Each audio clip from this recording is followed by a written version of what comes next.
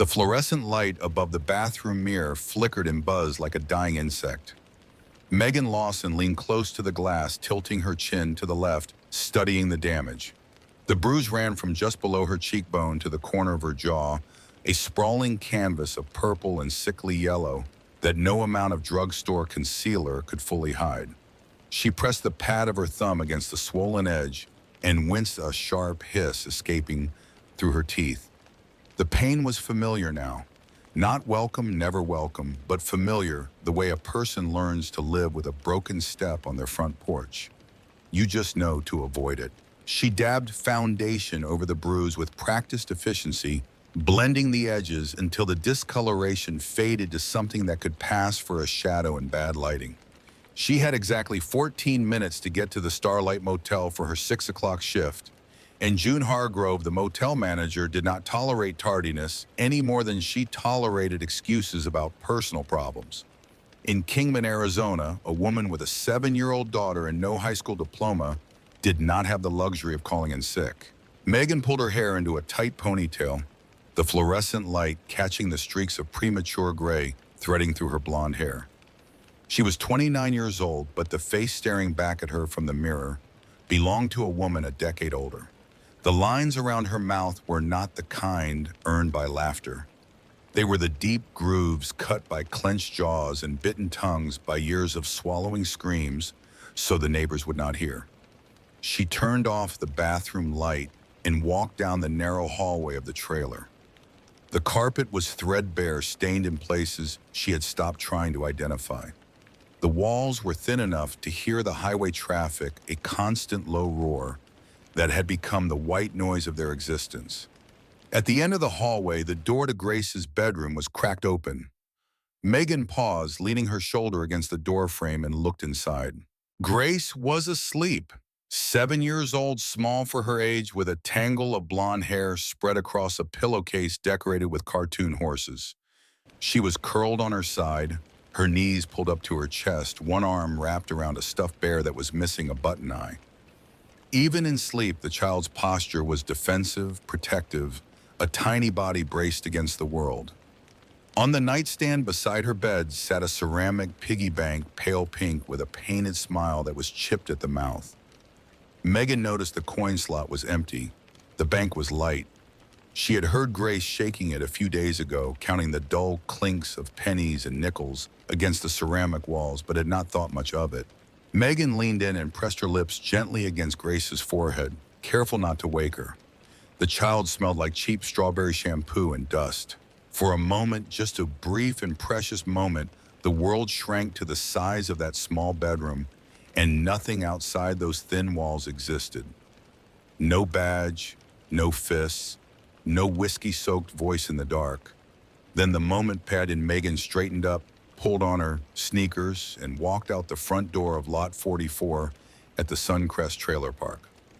The Arizona heat was already brutal at 5:45 in the morning, the kind of heat that sat on your chest like a living thing.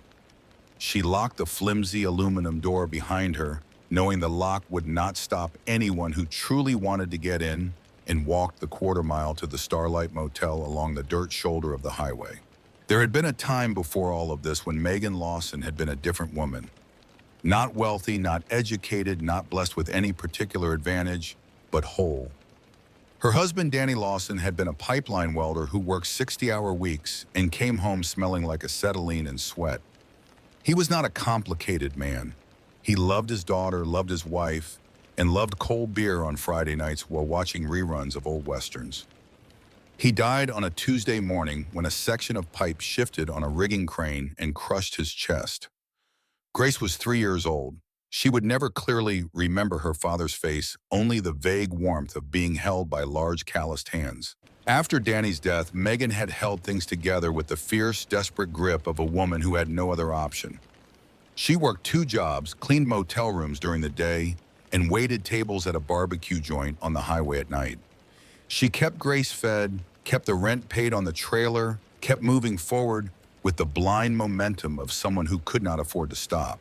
Then Deputy Wade Prescott walked into the barbecue restaurant one Thursday evening. He was tall, broad-shouldered with a buzz cut and a jawline that looked like it had been carved from desert stone. He wore his tan uniform like armor, and his badge gleamed under the cheap overhead lights. He was polite. He was charming. He tipped well and called her ma'am. He told her she had a beautiful smile and that a woman like her should not be working so hard. He offered to fix the leaky faucet in her trailer, and when he did, he brought a stuffed bear for Grace. It started slowly. It always starts slowly. The charm turned to possessiveness. The possessiveness turned to control. The control turned to violence. The first time he hit her, it was an open-handed slap across the kitchen over a dinner plate that was still warm in the center instead of hot. He apologized immediately, tears in his eyes, his hands gentle, where they had been violent seconds before. He bought flowers. He promised it would never happen again. And Megan, conditioned by grief and exhaustion and the terrible human need to believe that the people who say they love you mean it, believed him. It happened again 3 weeks later, and then again. The apologies became shorter. The flowers stopped coming. The violence escalated in increments so small that each one seemed manageable in isolation. But together they formed a pattern as clear and inescapable as the bars of a cage. A slap became a shove became a punch became a boot in the ribs, while she curled on the kitchen floor with her hands over her head trying to make herself small enough to disappear. By the time Megan recognized the pattern, she was already trapped. Prescott had moved his things into the trailer without asking. He monitored her phone. He told her which shifts she could work and which she could not. He told her that if she ever tried to leave, he would arrest her for drug possession, plant the evidence himself, and make sure Grace ended up in a group home where no one would ever love her. And Megan believed him because in Kingman, Arizona, Deputy Wade Prescott was the law. The sheriff was his friend. The judge played poker at his house. The entire system was a cage with his name on every bar. 240 miles away on a cracked and blistering stretch of Interstate 40, cutting through the Nevada desert, the thundering roar of 2 Harley-Davidson engines split the morning silence like a declaration of war. Dean Gallagher rode point his custom Road King, eating the miles with a steady, relentless hunger. The wind pulled at his graying beard and hammered against his chest, pressing the heavy leather vest tight against his body. The 3-piece patch on his back, the winged skull, the Texas bottom rocker, the MC Diamond announced to the world exactly who he was and dared anyone to have a problem with it. Behind him, offset by half a bike length to the right, Arthur Rooney, known to every member of the club and every law enforcement agency in 3 states, simply as Bull piloted his blacked-out street glide with the effortless ease of a man who had spent more of his adult life on 2 wheels than on 2 feet. Bull was enormous, a 6'4" wall of dense muscle and faded tattoos whose neck was wider than most men's thighs. A fresh scar ran across his jaw from a disagreement in Reno that had ended with a bar stool and a broken bottle. He had not started that fight, but he had finished it with a thoroughness that ensured the other party would eat through a straw for 6 weeks. They had been on the road for 2 days, returning from a charter meeting in Henderson that had run long and ended badly. Club politics were getting complicated.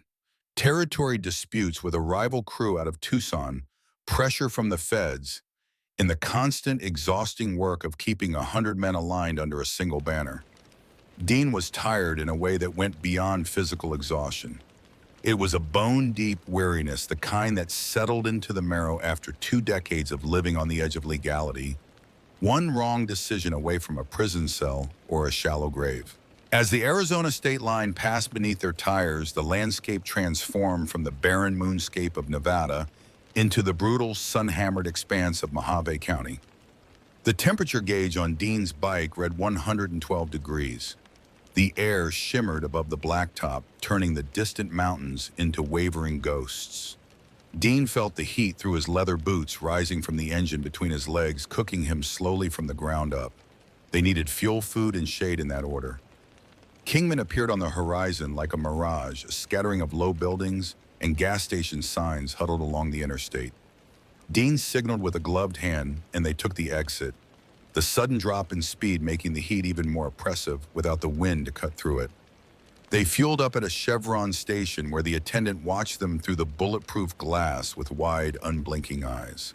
Then they rolled 2 blocks down the main street to a place called Ruby's Desert Spoon, a diner that looked like it had not been renovated since Reagan was in office. The parking lot was half full of pickup trucks in a single 18-wheeler idling in the shade. Dean killed the engine. The sudden silence after hours of thundering exhaust was almost disorienting. He could hear the ticking of hot metal cooling the distant whine of a semi's refrigeration unit and the faint tinny sound of country music leaking through the diner's propped open back door.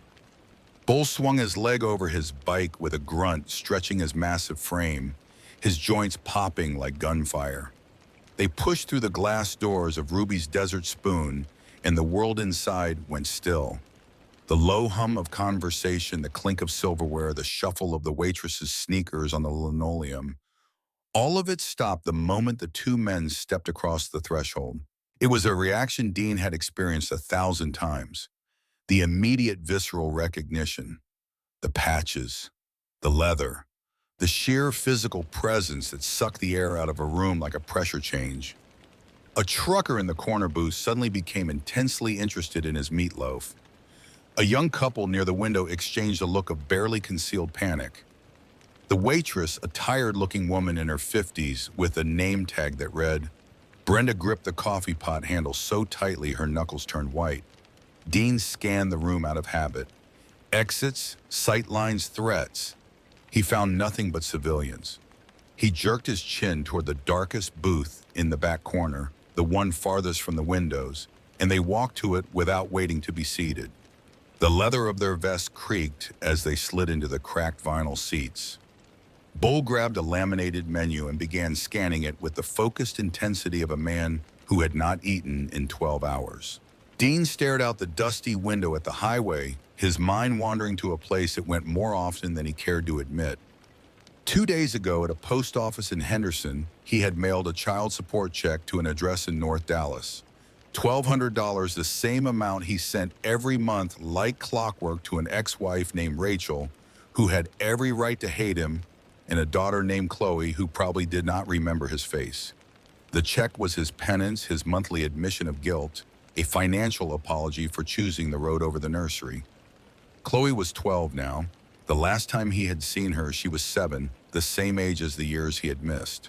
Bull was halfway through ordering a steak eggs, a short stack of pancakes, and a side of biscuits and gravy when the floorboards near their booth creaked.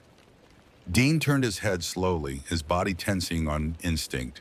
He expected a drunk local with something to prove, or a teenager on a dare, or perhaps the manager asking them to leave. What he saw instead stopped him cold. A little girl stood at the edge of their table. She was small, alarmingly thin, with blonde hair that hung in limp, unwashed strands around a sharp, pale face. She wore a yellow sundress that was at least 2 sizes too big, the shoulder straps threatening to slide off her narrow frame, the hem dragging against the floor.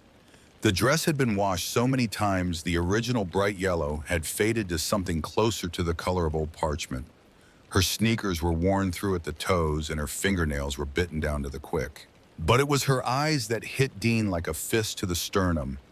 They were an icy, piercing blue enormous in her small face, and they held absolutely no trace of the fear that was currently paralyzing every adult in the room. This child was not afraid of them.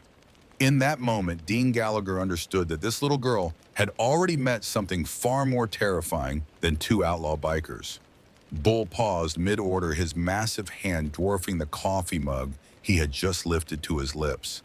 He looked at the girl, then at Dean, then back at the girl.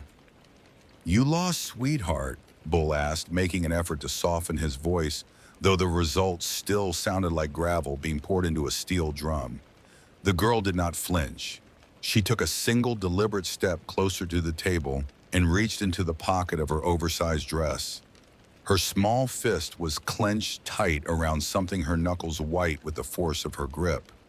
Slowly, with the gravity of a person performing a sacred ritual, she opened her fingers and placed a crumpled piece of paper on the table between Dean's water glass and the salt shaker. It was a $10 bill. It was damp, with the sweat of a child's hand slightly torn at one corner. and had been folded and unfolded so many times the creases had become soft furrows in the paper. Dean stared at it. He could see faint traces of dirt on the bill, the kind that comes from being buried in a yard or hidden under a mattress.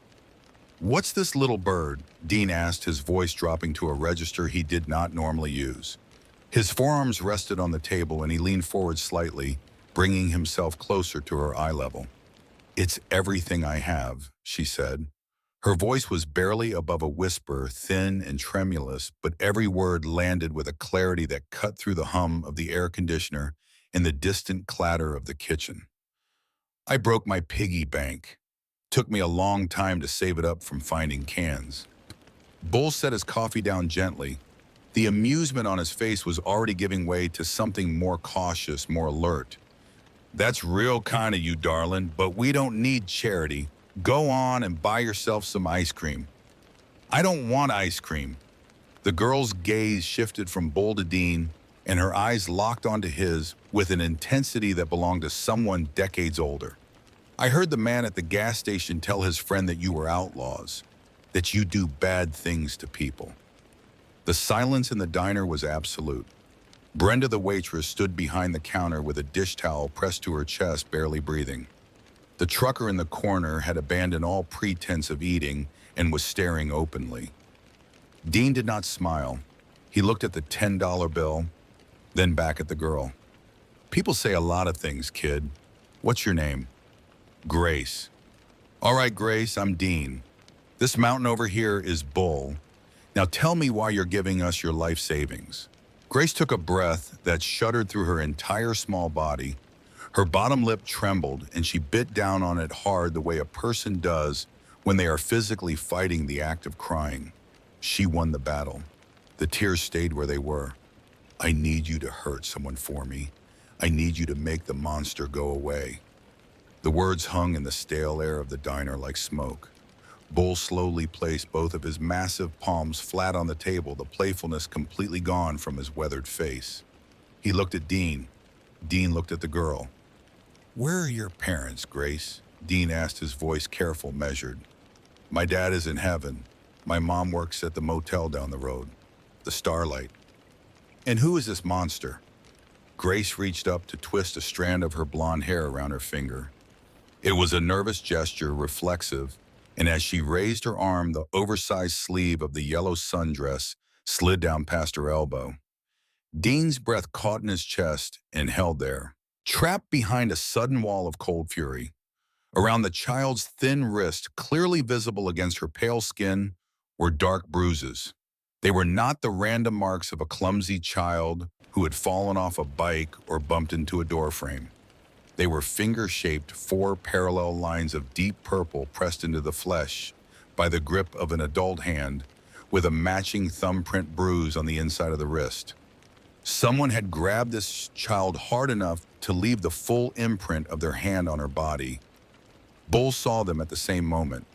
The big man went completely still. His jaw tightened, the muscles in his neck cording like steel cables, and his eyes went flat and dark in a way that Dean had seen only in moments that preceded extreme violence. "Who did that to you, Grace?" Dean asked. His voice had dropped an octave, stripped of warmth, leaving only a cold, precise quietness that was far more dangerous than shouting. Grace yanked her sleeve back down, shame flooding her small face, as though the bruises were her fault. "He didn't mean to do this part. He grabbed me because I was trying to stand between him and my mom. He hurts her all the time. He makes her cry so loud she has to put a pillow over her face so the neighbors won't call the police." "Why doesn't your mom call the police?" Bull asked, his voice a low rumble. And then Grace laughed. It was a short, bitter, cynical sound that had no business coming from a 7-year-old girl. It was the laugh of a person who had already learned that the systems designed to protect them were the very systems holding the cage door shut. "Because he is the police," Grace whispered, leaning close over the table as if sharing a terrible secret. "His name is Wade. Everyone calls him Deputy Prescott. He drives the white car with the sirens. He told my mom that if she tries to leave, he'll put drugs in our house, and tell the judge she's a bad mom. And they'll take me away and put me somewhere where nobody will ever love me. She pushed the crumpled $10 bill a fraction of an inch closer to Dean. Please, I watched you ride in from the window. You look scarier than he does. Is $10 enough to make him leave us alone? He told my mom tonight he's taking us for a ride to the desert. The last sentence landed like a grenade dropped on the table. Tonight. Not someday. Not eventually. Tonight. This was not a chronic situation waiting for a gradual resolution. This was a countdown. Dean looked at Bull. Bull looked at Dean. Decades of brotherhood, of shared roads, and shared violence had allowed them to communicate entire conversations in a single glance. Bull's eyes said, "This is a badge. We cannot touch this. We will not make it out of the county." Dean heard every word. He also heard the echo of something else, the voice of a 12-year-old girl in Dallas asking her mother why her father never came home. Dean reached across the table and picked up the crumpled $10 bill. Grace's eyes ignited with a desperate, trembling hope, a light so intense and fragile that Dean felt physically afraid of extinguishing it. "Grace," Dean said gently, "keep your money." He pressed the bill back into her small hand and closed her fingers around it. The light in her eyes died. It did not fade gradually. It was extinguished instantly and completely, like a candle snuffed by a fist. She nodded once, a small, tired nod that carried the weight of a lifetime of disappointment compressed into 7 years. She turned to walk away. "Hold on," Dean said. Grace stopped. She looked back over her shoulder, and Dean saw it, the faintest, most fragile spark still alive in those icy blue eyes. Not hope exactly, but something adjacent to it. The refusal to stop hoping even after hope had proven itself useless 100 times before. Dean slid out of the booth. He dropped a 20 on the table. "Brenda," he called to the waitress who flinched at the sound of her name. "Wrap the steaks in foil. We're taking everything to go." Bull exhaled heavily, a sound that seemed to deflate his entire massive torso. "Dean, tell me we're not doing what I think we're doing. We're just giving her a ride to the motel, making sure she gets back to her mom safe." "And then what?" Dean did not answer. He did not need to.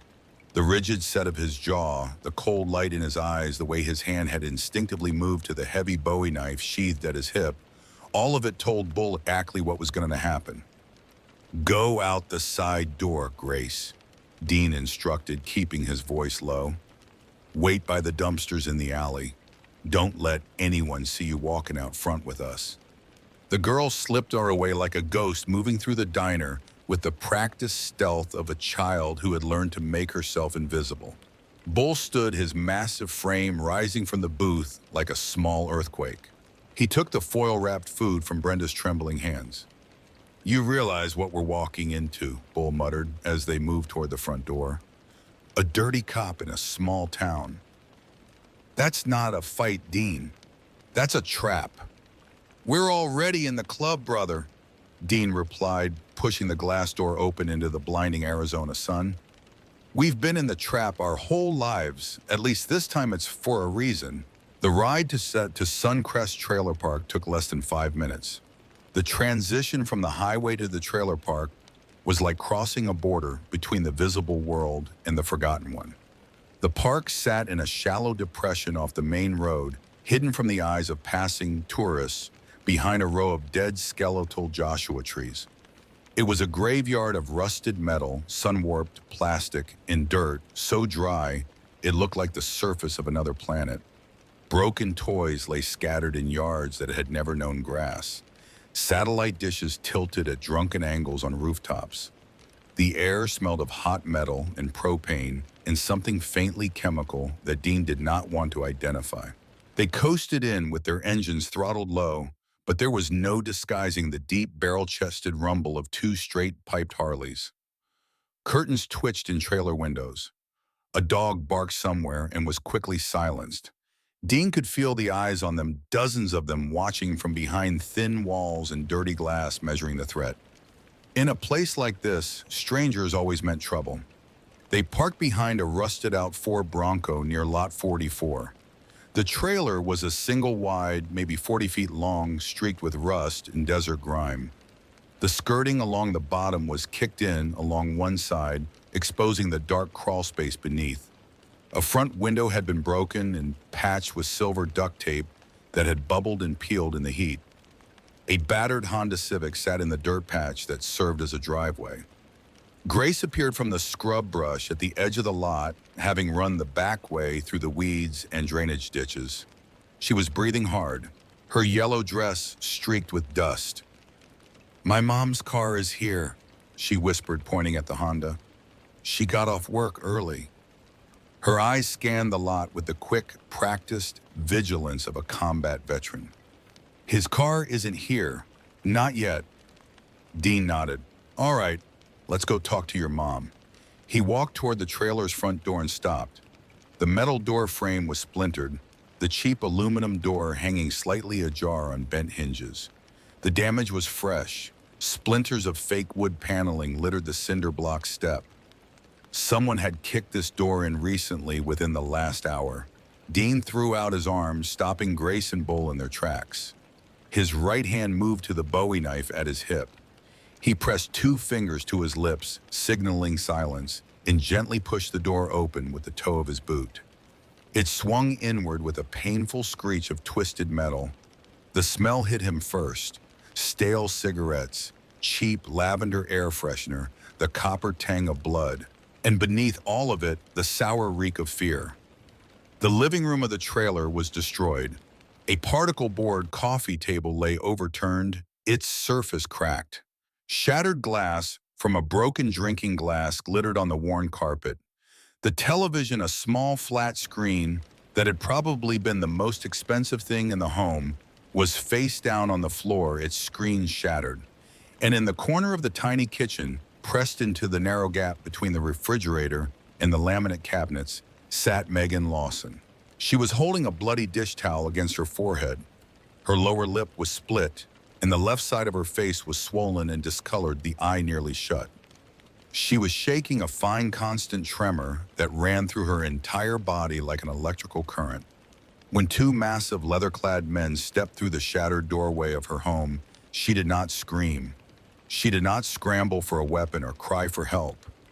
She simply pressed herself harder into the corner and stared at them with the flat, resigned eyes of a woman who had run out of capacity for surprise. Whatever came next, her eyes said she would endure it. She always endured it.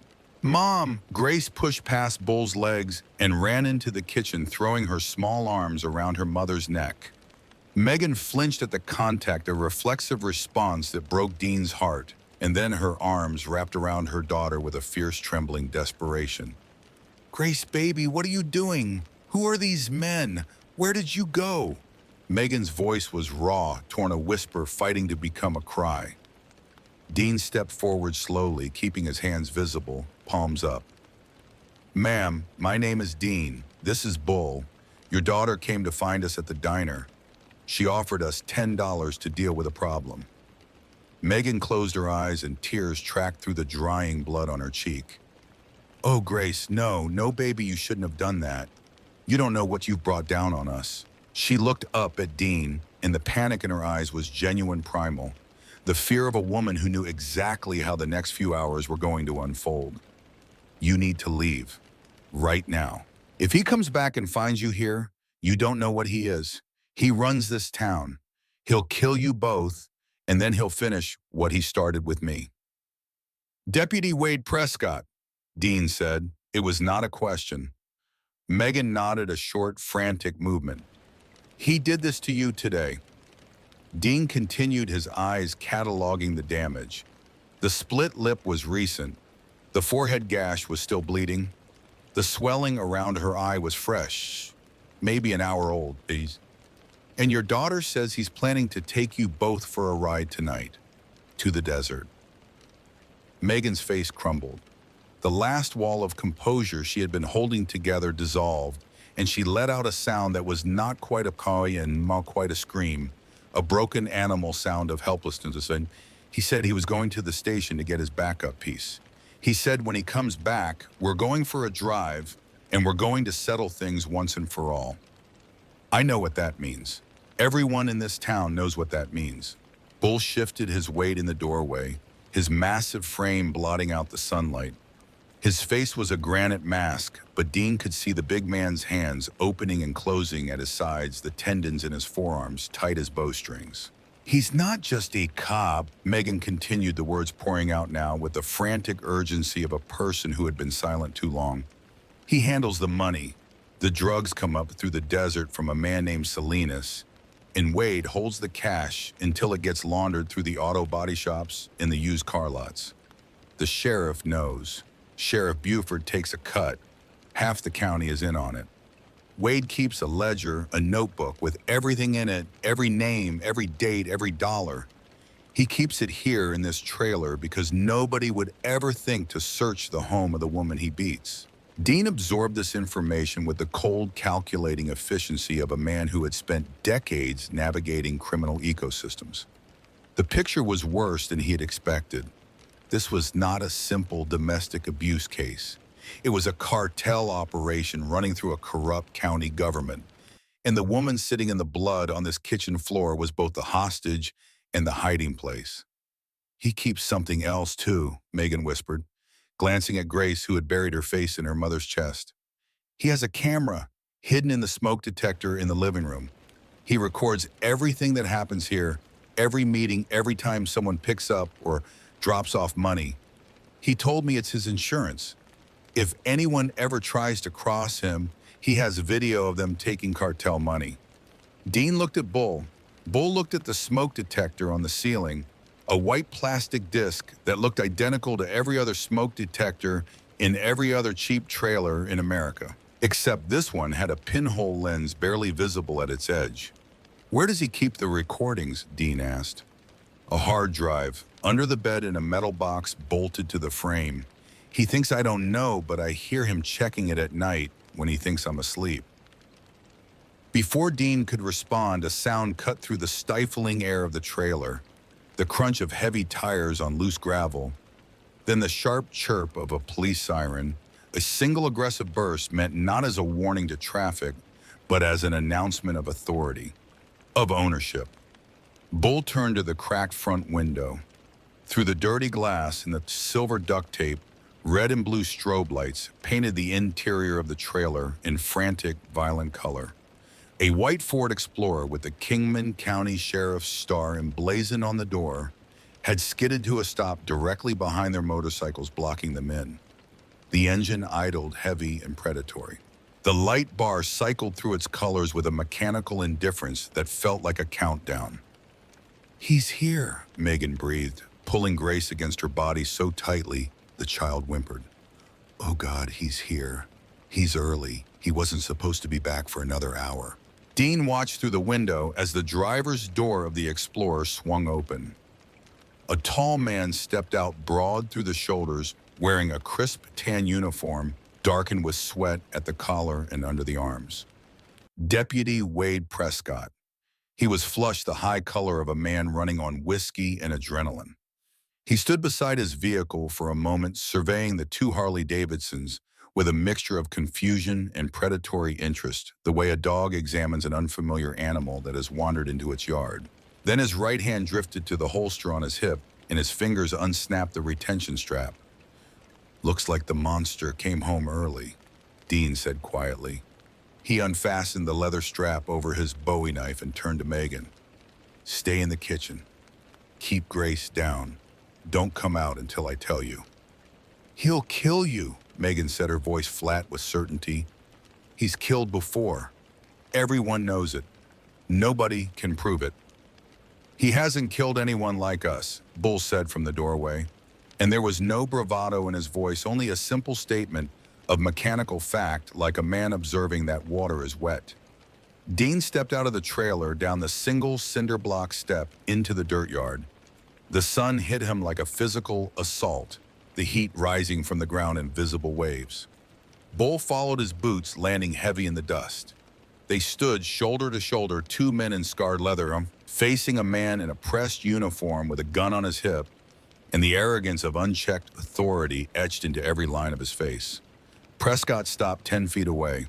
He was bigger up close, pushing 240 pounds with a thick neck and small, hard eyes that held the cold intelligence of a predator. He looked at the patches on their vests, the winged skull, the Texas rocker, and a flicker of something crossed his face, not quite fear, recognition. The understanding that the men standing in front of him were not the usual civilians he was accustomed to terrorizing. But the whiskey and the ego were stronger than his caution, and the flicker passed. "Megan," he barked, his voice carrying across the trailer park with the practiced volume of a man used to shouting orders. "Get out here. And whoever owns these chrome eyesores better start talking, because you've got about 30 seconds before I arrest you for trespassing and run your plates through the national database." Dean stood perfectly still, his hands at his sides, his weight balanced evenly on both feet. "The lady inside invited us in, deputy. Way I see it, the only one trespassing on her peace is you." Prescott's face darkened. The veins in his neck pulsed visibly against his collar. "You don't know who you're talking to, old man. This is my jurisdiction. This trailer, this park, that woman, they're all under my protection." "Funny word, protection," Bull rumbled. "The woman inside looks like she's been protected real hard. Split lip, black eye, blood on the kitchen floor. That the kind of protection the county offers?" Prescott's hand tightened on the grip of his holstered Glock. The smug composure cracked just slightly, revealing something ugly and panic beneath. "I don't know what she told you, but Megan Lawson is a known substance abuser with a history of erratic behavior. Any injuries she has are self-inflicted. I'm here to conduct a welfare check." "A welfare check," Dean repeated, his voice flat. "With your backup piece. At the home of a woman you have been beating for the past 2 years. After you told her you were taking her for a ride to the desert tonight." The color drained from Prescott's face. His eyes darted to the trailer, then back to Dean. "She's lying. She's a liar and a junkie, and you're making a very serious mistake believing a word she says." "I didn't hear it from her," Dean said quietly. "I heard it from your stepdaughter. The 7-year-old with your handprints bruised into her wrist." Something snapped in Prescott's eyes. The calculation, the political maneuvering, the careful language of a man used to operating behind the shield of his badge. It all fell away, and what remained was the raw, unmasked fury of a man whose control was slipping. He drew the Glock from his holster, leveling it at Dean's chest with both hands. "On the ground. Both of you, hands behind your heads, in the world Dean and Bull inhabited." A drawn gun was not the end of a conversation. It was the beginning of one. Dean had looked down the barrel of a weapon more times than he could count, and the fear response that would have frozen a civilian, the heart-stopping paralysis that Prescott relied upon, simply did not exist in his nervous system. What replaced it was a cold, crystalline clarity, a sharpening of perception that slowed time and widened the field of vision. Dean noted the slight tremor in Prescott's hands. He noted the deputy's weight was shifted too far forward on his front foot, an aggressive stance that sacrificed balance.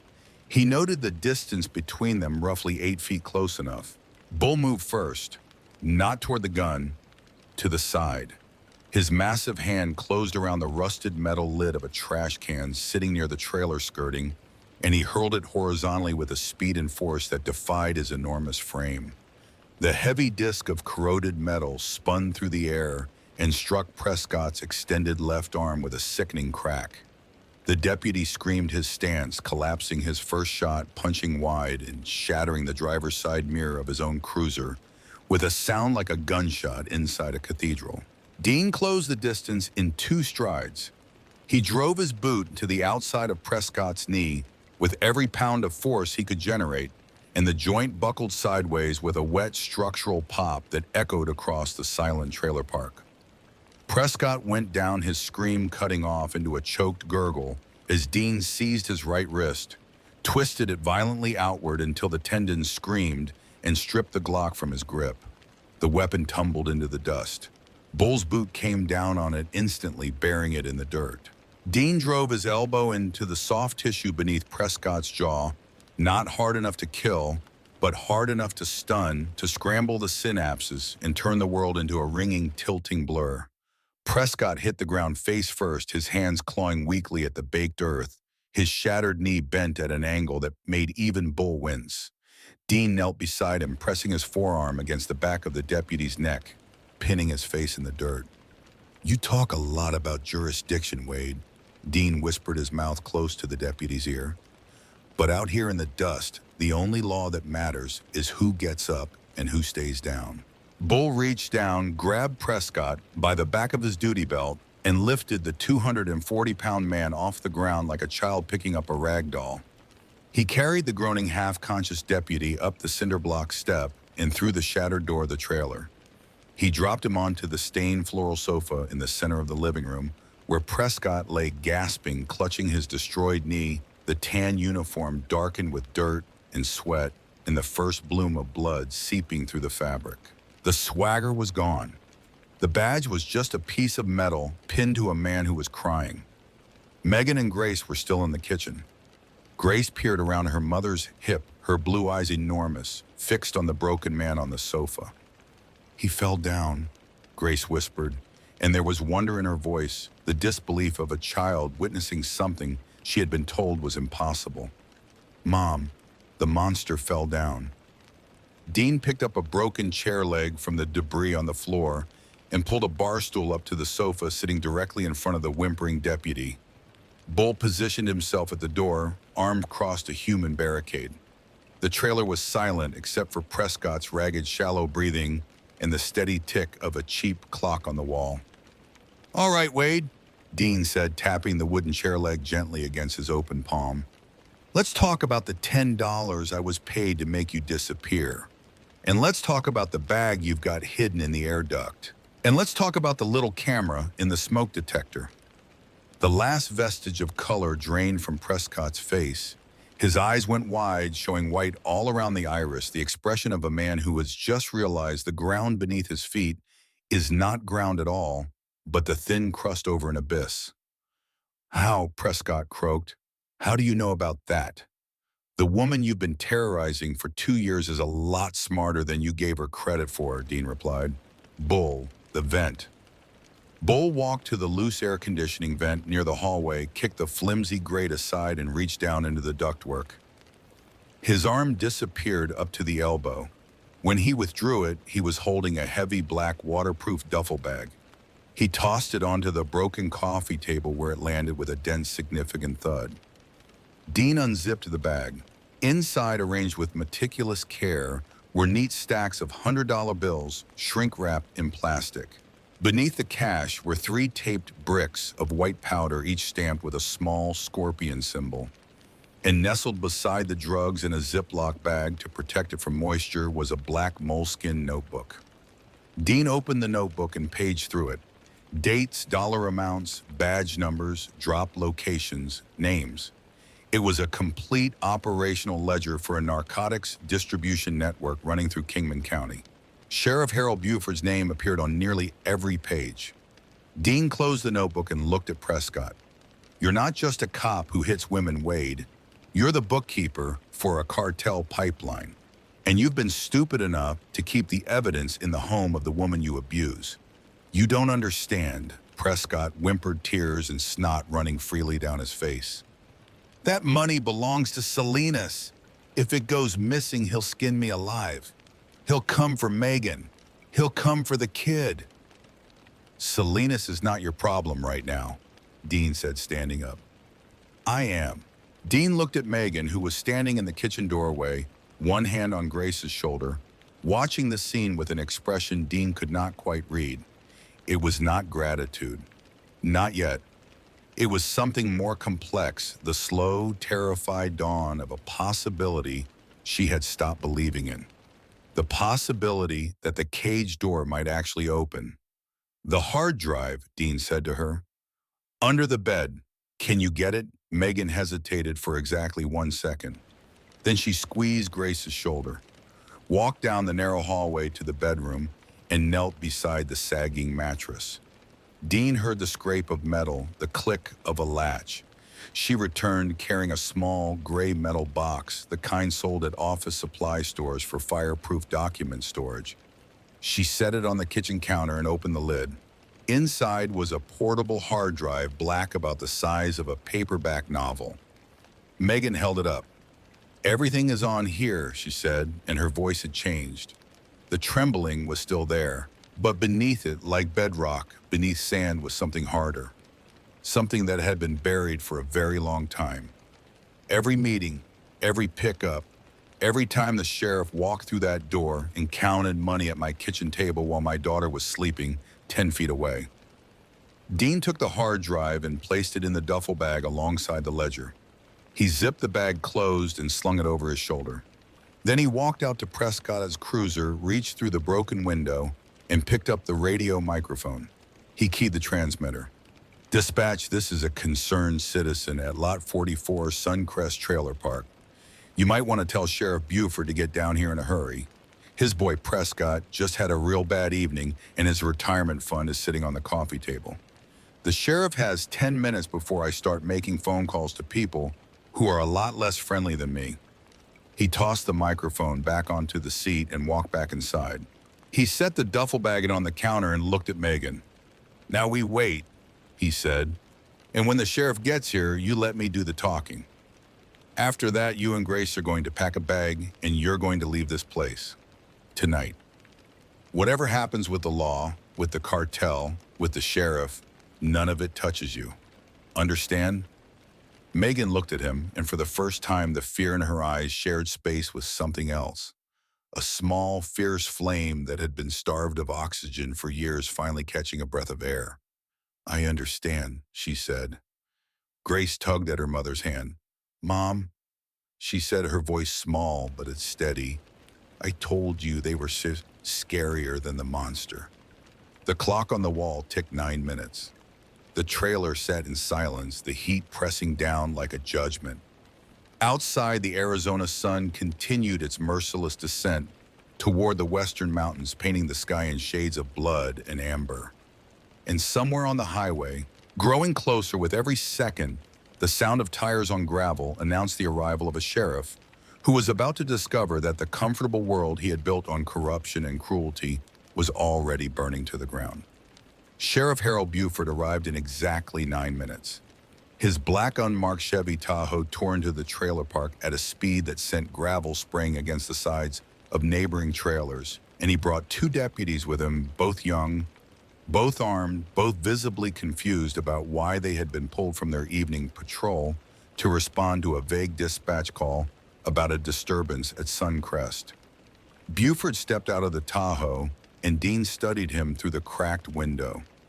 The sheriff was in his early 60s, heavy-set with a jowled face and a silver Stetson hat that he adjusted nervously as he surveyed the scene. His eyes moved from Prescott's bullet-damaged cruiser to the 2 Harley-Davidsons to the shattered front door of the trailer, and the blood drained from his fleshy face in stages like water leaving a bathtub. Buford approached the door. Bull filled the entire frame, his arms crossed over his massive chest blocking entry. The sheriff stopped, or looked up at the enormous biker and swallowed hard enough for Dean to hear the click from inside the trailer. "I'm Sheriff Buford," he said, his voice tight, straining to maintain authority. "I received a call over dispatch about a disturbance." "Come on in, Sheriff," Dean called from the shadows of the kitchen. "Your boy had a rough afternoon." Bull stepped aside just enough to let Buford squeeze through. The sheriff entered the cramped, destroyed living room and stopped dead when he saw Prescott. The deputy was curled on the stained sofa, clutching his grotesquely swollen knee, his face a mask of sweat and terror. His uniform was torn and filthy, and the holster on his hip was empty. Buford's eyes moved from Prescott to Dean, who stepped into the light holding the black moleskin ledger. Dean tossed it underhand, and the sheriff caught it against his chest with fumbling hands. He opened it. Dean watched the man's face as his eyes scanned the pages, watched the recognition bloom like a bruise, watched the precise moment when Buford saw his own initials and badge number, recorded next to 5-digit dollar amounts. "You have a significant problem, Sheriff," Dean said, his voice carrying the calm authority of a man who held every card at the table. "Your deputy here got careless. He's been using his girlfriend's trailer as a stash house for cartel money and product, and he's been keeping a detailed ledger of every transaction, every participant, including you.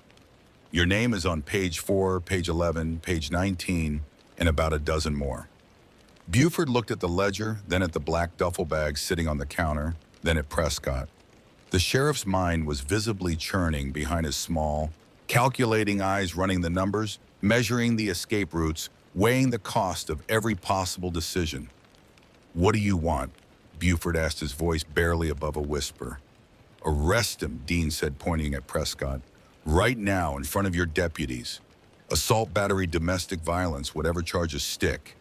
Get him into a cell and keep him there. And the bag stays right where it is, evidence." "And the woman?" Buford asked, gesturing vaguely toward the kitchen. "She's a witness. She's seen the ledger. She knows the names." "The woman is not your concern," Dean replied, his voice hardening. "The woman and her daughter are under my protection. If anything happens to them, anything at all, if she trips on a curb or gets a parking ticket or wakes up with a cold, I will hold you personally responsible. And I won't come back with lawyers, Sheriff. I'll come back with brothers." Buford held Dean's stare for 3 seconds, then looked away. It was a small gesture, almost imperceptible, but in the language of men who live by dominance and submission, it was a total surrender. The sheriff of Kingman County had just been stared down in a trailer park by a man who did not recognize his authority, and they both knew it. "Harold, don't do this," Prescott wheezed from the sofa, using the sheriff's first name with a desperate familiarity. "You can't let them dictate terms. They assaulted a sworn officer. We can turn this around." "Shut up, Wade," Buford snapped, and the venom in his voice was not directed at the bikers, but at the man who had created this catastrophe. The sheriff looked at Dean for a long measuring moment, then turned to the doorway. "Deputy Simmons, Deputy Hale, get in here and cuff Prescott. Read him his rights." The two young deputies looked at each other in confusion, then at their sheriff, then at the massive biker blocking the door. Simmons was the first to move, unclipping his handcuffs and approaching the sofa with the cautious steps of a man walking towards something he did not fully understand. "Harold, you're making a mistake," Prescott said, his voice rising in pitch as the reality crystallized. "Salinas will burn this whole county down. You know that." "You burned it down, Wade," Buford replied, already turning away. "When you decided to keep your insurance policy in the same place you kept your punching bag." They hauled Prescott off the sofa, and the deputy screamed as his destroyed knee buckled under him. They dragged him through the door, down the cinder block, step across the dirt, and into the back of a cruiser. His Miranda rights were read over his screams, the familiar words sounding hollow and mechanical against the soundtrack of a man's life collapsing. Dean watched from the doorway until the cruiser doors slammed shut. Then he turned back to Buford, who was standing in the middle of the wrecked living room, still holding the ledger, staring at the duffel bag with the hungry, desperate eyes of a drowning man looking at a lifeboat. "Don't even think about it," Dean said quietly. "The money stays. The ledger stays. That bag is going to be exactly where it is when the right people come to collect it." "And who would those right people be?" Buford asked, a dangerous edge creeping into his voice. The initial shock was fading, and the survival instinct of a career criminal was beginning to assert itself. "That's up to you, Sheriff. You can call the feds yourself, get ahead of this, and maybe negotiate something that doesn't end with you dying in a federal prison. Or you can try to make this disappear, and I make a phone call to 50 men in Texas who will ride down that highway and dismantle everything you've built, badge by badge, bone by bone." Buford stared at Dean. The threat was not theatrical. It was delivered with the flat matter-of-fact tone of a weather report, and that was what made it terrifying. Dean was not posturing. He was describing a sequence of events as inevitable as sunrise. Fine, Buford said, though the words sounded like it was being pulled from his throat with pliers. He turned and walked out of the trailer without looking back. The Stetson pulled low over his eyes, the ledger clutched against his chest like a shield. Dean watched the Tahoe pull away its taillights, shrinking into the gathering dusk. He turned to Bull. He's not going to call the feds. No, Bull agreed, his voice flat. He's going to call his people and try to clean this up. Which means he's going to send someone back here and for her. Dean nodded toward the kitchen where Megan was holding Grace, both of them frozen in the aftermath of violence. Bull looked at Dean with an expression that mixed exasperation with a grudging, bone-deep loyalty. So we're staying. We're staying. Dean pulled the burner phone from the inside pocket of his leather vest. He dialed a number from memory, a number that connected to a prepaid cell sitting in a drawer at the Phoenix chapter's clubhouse, a line reserved for emergencies. It's iron, Dean said when the line picked up. I'm in Kingman, Suncrest Trailer Park Lot 44. I've got a situation with a dirty sheriff and cartel money. I need bodies. The voice on the other end was low, careful. How many? As many as you can spare. We're looking at a possible cleanup crew coming in tonight.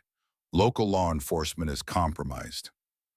A pause, then, I can have 4 brothers there in 3 hours, maybe 5. That fast enough?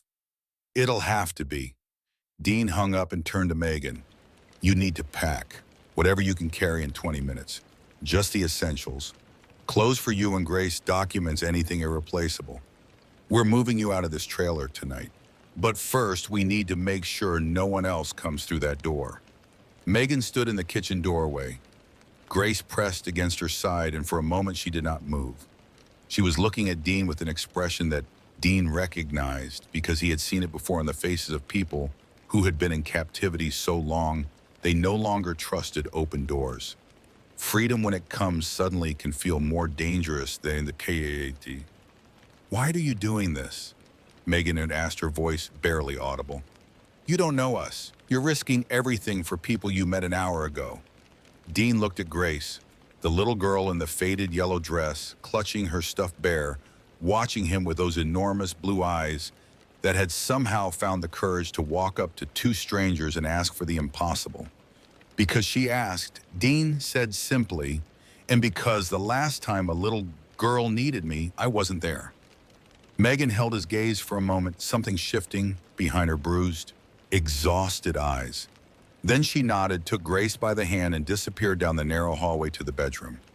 Dean heard drawers opening, the rustle of clothes being shoved into bags, the quiet, urgent murmur of a mother telling her daughter to choose one toy, just one, whatever she loved the most. Bull had already begun fortifying their position with the pragmatic efficiency of a man who had defended contested ground before. He dragged the heavy bar stool against the front door as a rudimentary alarm. He checked the windows, noting which ones open and which were sealed by paint and age. He found Prescott's personal shotgun, a Remington 8.7, racked in a closet near the bathroom, loaded with 5 rounds of double-aught buckshot. Prescott's piece, Bull said, holding up the shotgun. Loaded, you want it?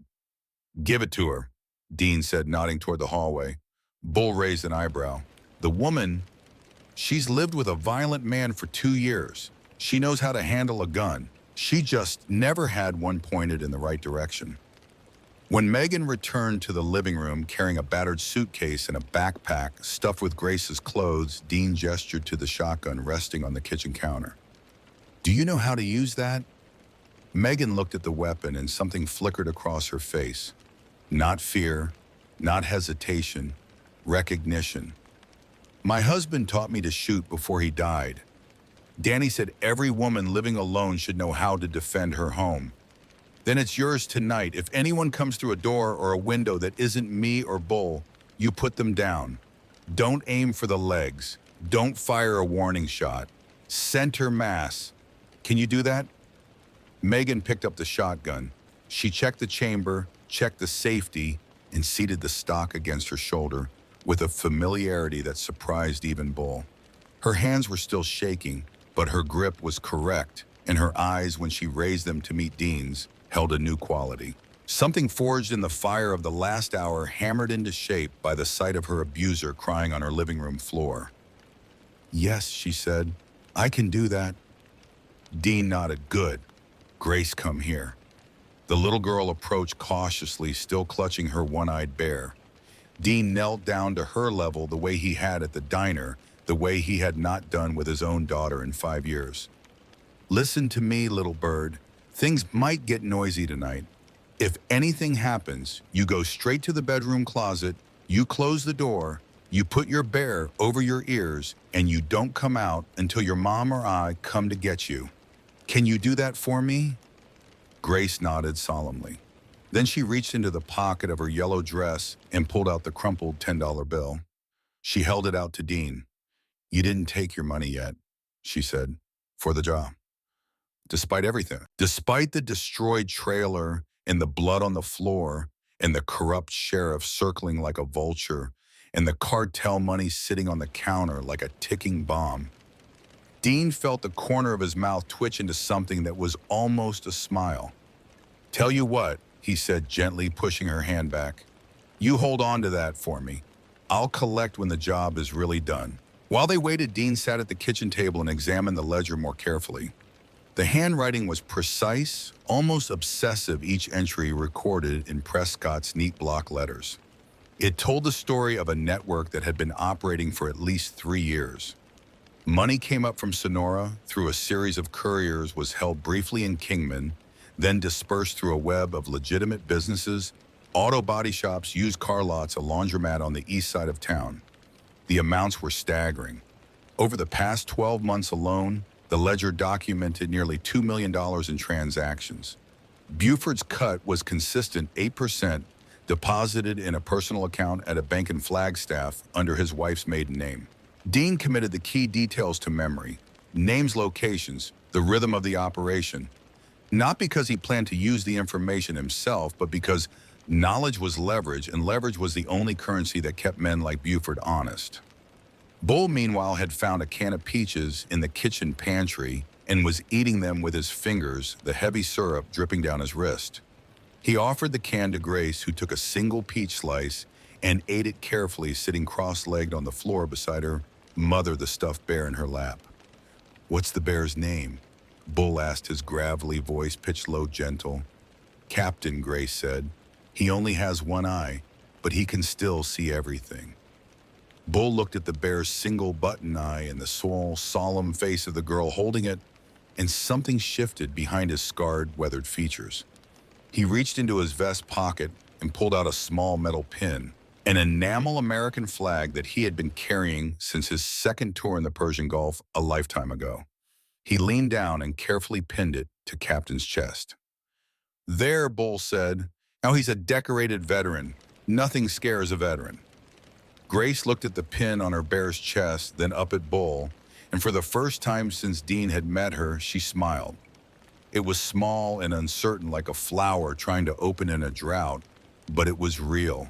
The hours crept by with agonizing slowness.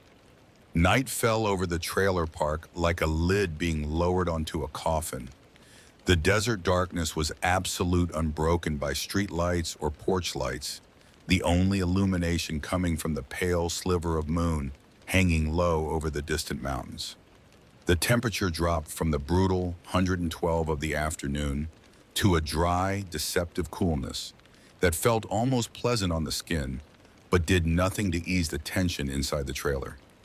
Dean positioned himself near the front window, sitting in the darkness on the floor with his back against the wall, watching the dirt road that served as the trailer park's only entrance.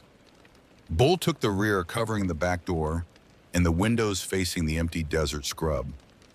Megan sat in the narrow hallway between the 2 bedrooms, the shotgun across her knees, Grace sleeping fitfully against her shoulder in the warm darkness. At 10:14, the silence broke. It was subtle at first, the faint crunch of tires on gravel moving slowly without headlights. Dean pressed his face to the edge of the window and saw a dark pickup truck rolling into the trailer park entrance. Its lights killed its engine barely above idle. Behind it, 30 seconds later, a second vehicle, A sedan followed the same pattern.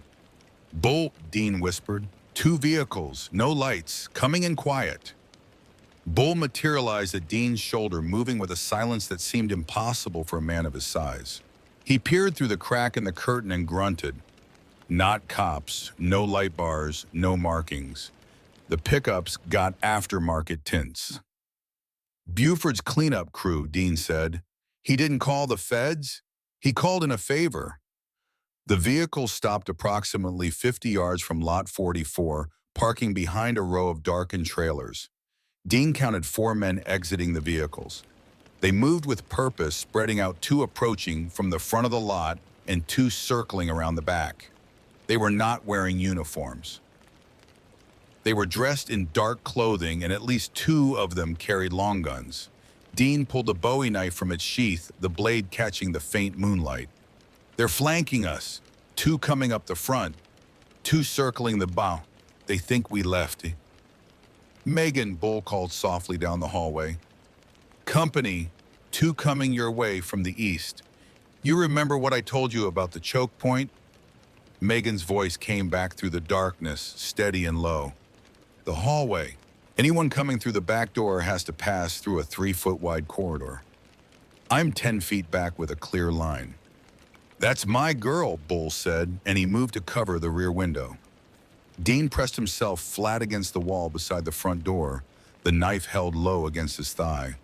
Through the thin aluminum wall, he could hear the soft footsteps approaching, the whisper of boots and dirt, the faint metallic click of a weapon being readied. The door handle turned slowly, testing the lock. Then a shoulder hit the door hard, and the flimsy aluminum buckled inward.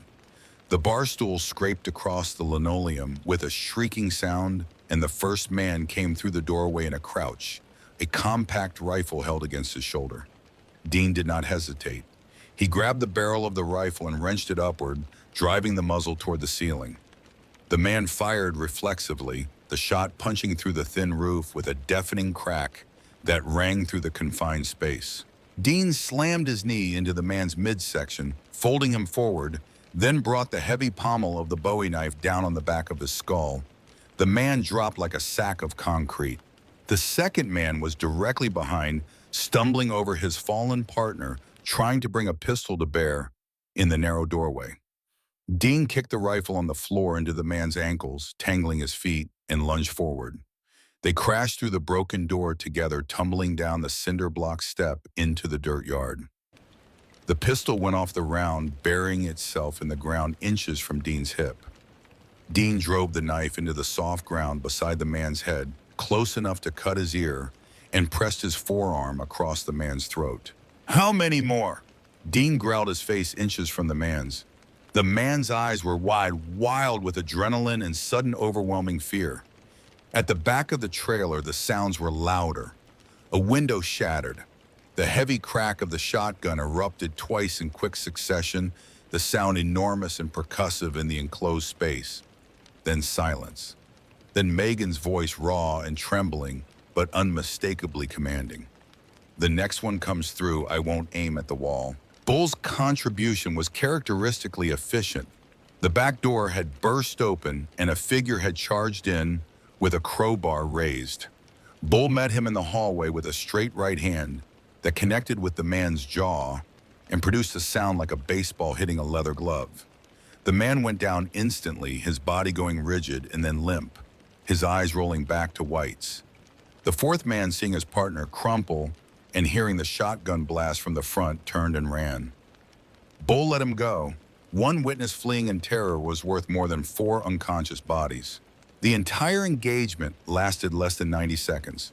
Dean dragged the 2 men from the front yard into the trailer's living room, zip-tying their wrists with the heavy-duty cable ties Bull always carried in his saddlebag. Bull's man was still unconscious, breathing noisily through a jaw that was clearly broken. The man Dean had caught outside was bleeding from the ear and refusing to make eye contact. The fourth man, the one who had fled into the darkness, was a problem, a loose end running through the desert with the knowledge of what had happened here. But Dean made the calculation instantly. Chasing a man through unfamiliar terrain in pitch darkness was an invitation for disaster. And the fleeing man had just watched his three partners get dismantled in under 2 minutes. He was not coming back. He was running, and he would keep running, and the story he told when he finally stopped would do more to protect Megan than any lock on any door. Megan emerged from the hallway, the shotgun still in her hands, her face ghostly pale in the moonlight filtering through the shattered window. There were 2 holes in the wall behind the back door where her shots had landed chest height, center mass. She had not been aiming to warn. She had been aiming to kill. The fact that the man at the back door had stumbled at the exact right moment was the only reason he was still breathing. "Are you hit?" Dean asked, scanning her quickly for injuries. "No." Her voice was steady, but her hands were shaking, the adrenaline crash beginning its slow, nauseating descent. She lowered the shotgun carefully, placing it on the kitchen counter with deliberate control, as though afraid that if she moved too quickly, the fragile composure holding her together would shatter. Grace appeared in the hallway behind her mother, the closet door swinging open. She was clutching Captain, the one-eyed bear with Bull's flag pin on his chest, and her blue eyes were wide but dry. She looked at the men on the floor, at the broken furniture, at the bullet holes in the walls, and then she looked at her mother. "Did you shoot the bad men, Mom?" Megan knelt down, bringing herself to Grace's eye level, and cupped her daughter's face in both hands. "I kept us safe, baby. That's what I did." Dean crouched in front of the man who was conscious. "Who sent you silence?" "I already know the answer. I just want to hear you say it." The man's eyes darted sideways toward the front door, calculating his chances. Bull's massive frame appeared in his peripheral vision, and the calculation died instantly. "Buford," the man muttered. "Sheriff called in a favor, said there was a bag that needed to disappear and a woman who'd seen too much." Dean stood up. He looked at Megan, who was standing at the end of the hallway, the shotgun still in her hands, her chest heaving. Grace was behind her. Peeking through the crack of the bedroom closet door, the stuffed bear pressed against her chest. "He tried to have you killed," Dean said quietly. "The sheriff sent men to murder you and take the money." Megan lowered the shotgun slowly. Her face was pale, her eyes enormous. But beneath the shock, beneath the fear, something else was burning. It was not the helpless terror that had defined her for years. It was rage, not the wild, uncontrolled rage of a person lashing out, but a focused, structural fury, the kind that dismantles rather than destroys, that builds a case rather than swings a fist. "The hard drive," Megan said, her voice surprisingly steady. "The camera has been recording the whole time. If Buford's men were in here, if any of them were in this trailer doing business with Wade, they're on the recordings." She walked to the counter, opened the metal box, and pulled out the portable hard drive. She turned to the kitchen table where a battered laptop, the only piece of technology Prescott had allowed her to keep, sat closed and dusty. "What are you doing?" Dean asked. "Something I should have done a long time ago." Megan opened the laptop, connected the hard drive, and began navigating through the files.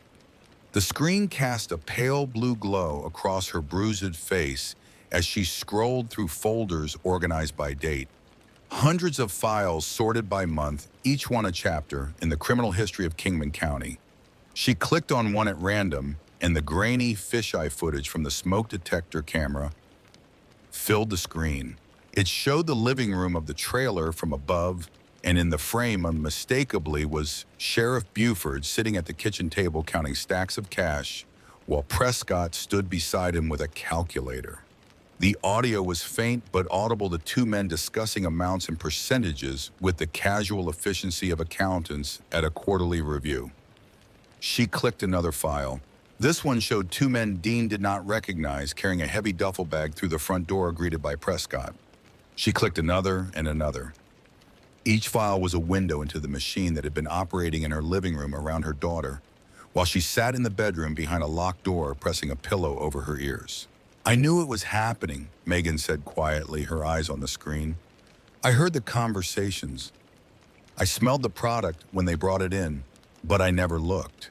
I was too afraid to know the details because knowing meant I was complicit, and being complicit meant there was no way out." She turned to Dean. He told me that.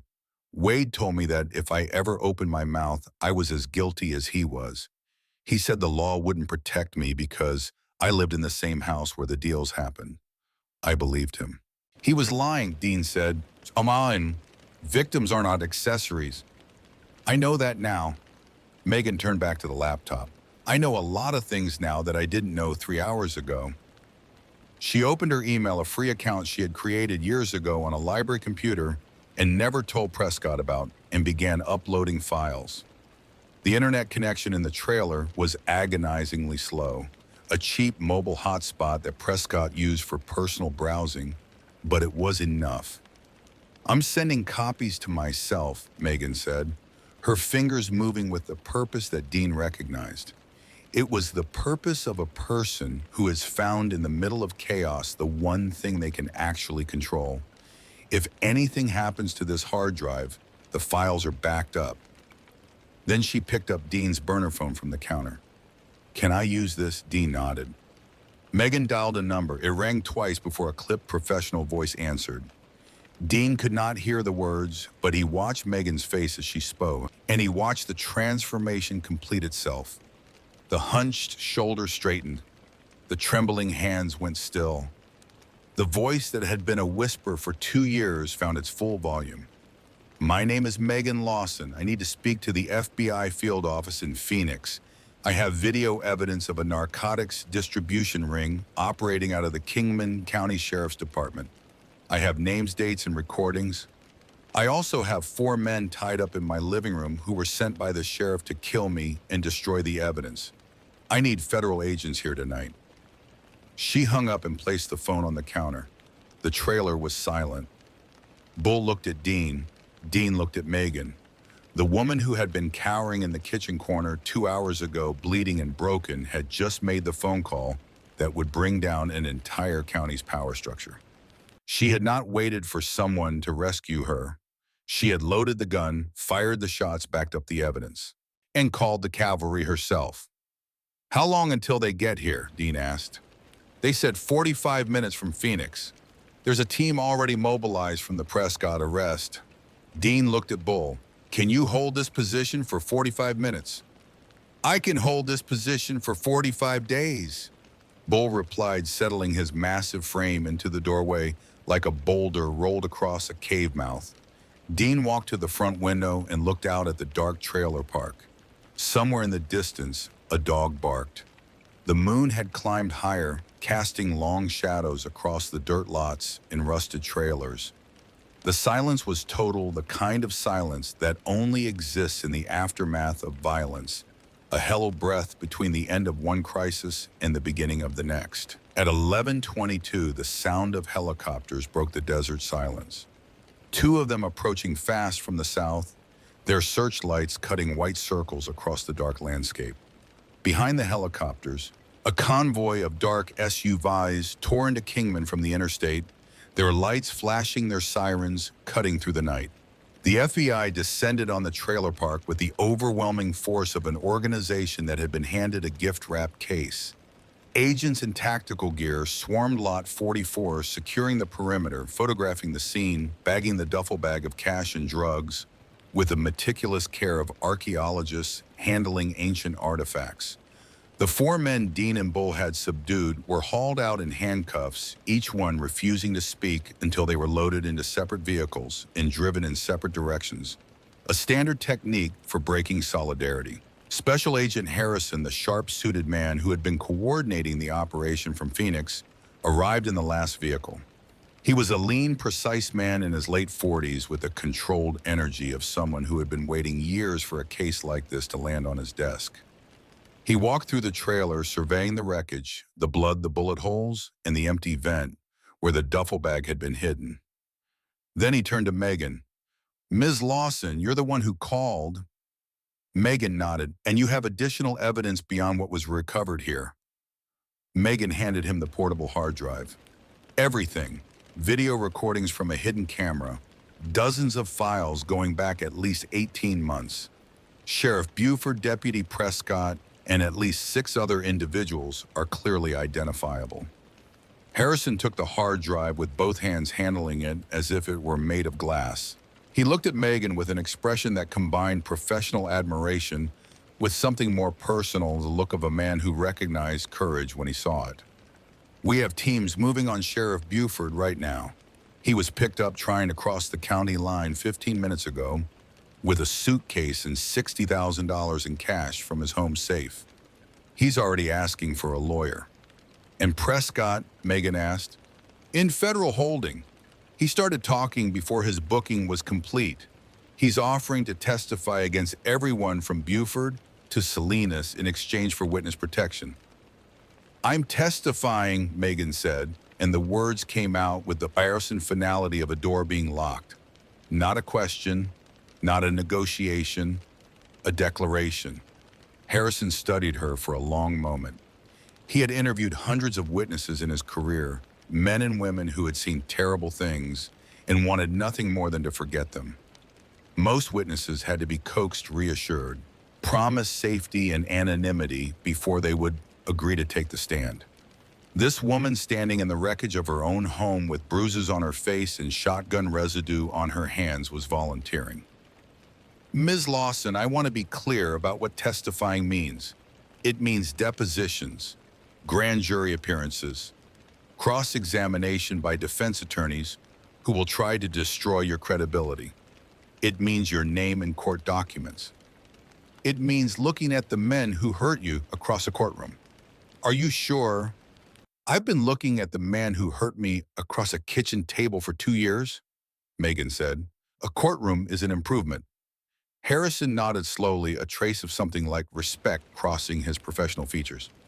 There are other women, Megan continued, her voice gaining strength as she spoke. I'm not the only one.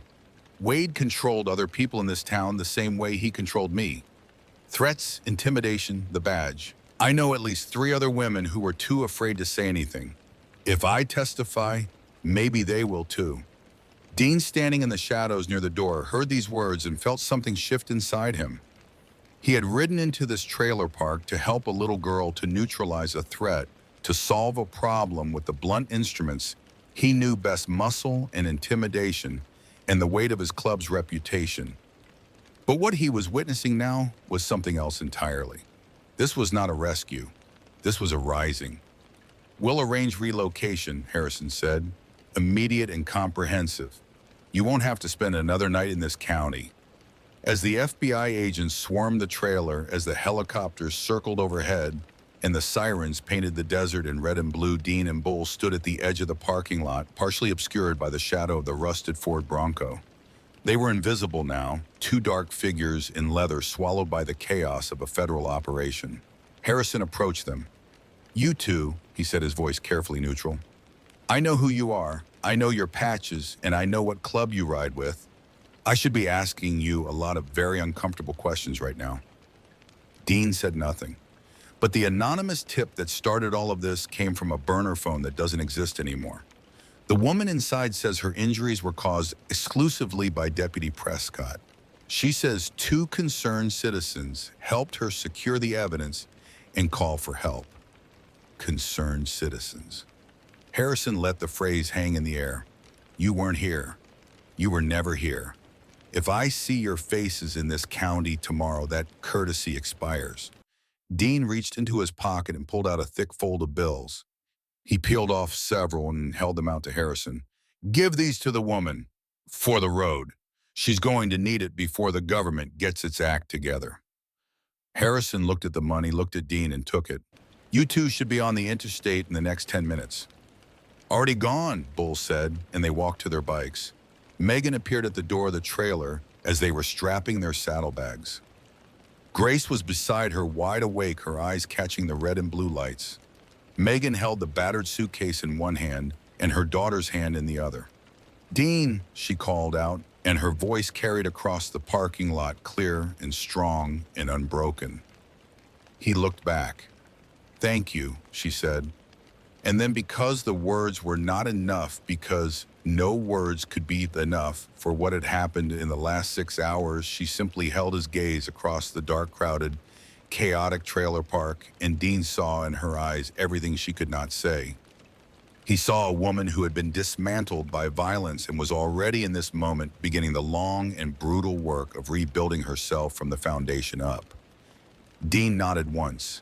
Then he looked at Grace. The little girl raised her hand and waved a small, tentative movement that contained within it the entire weight of the evening. She was not crying. She had stopped crying hours ago. Dean kicked the engine to life. The massive V-twin roared its sound, swallowing the sirens and the helicopter blades and the shouted commands of federal agents.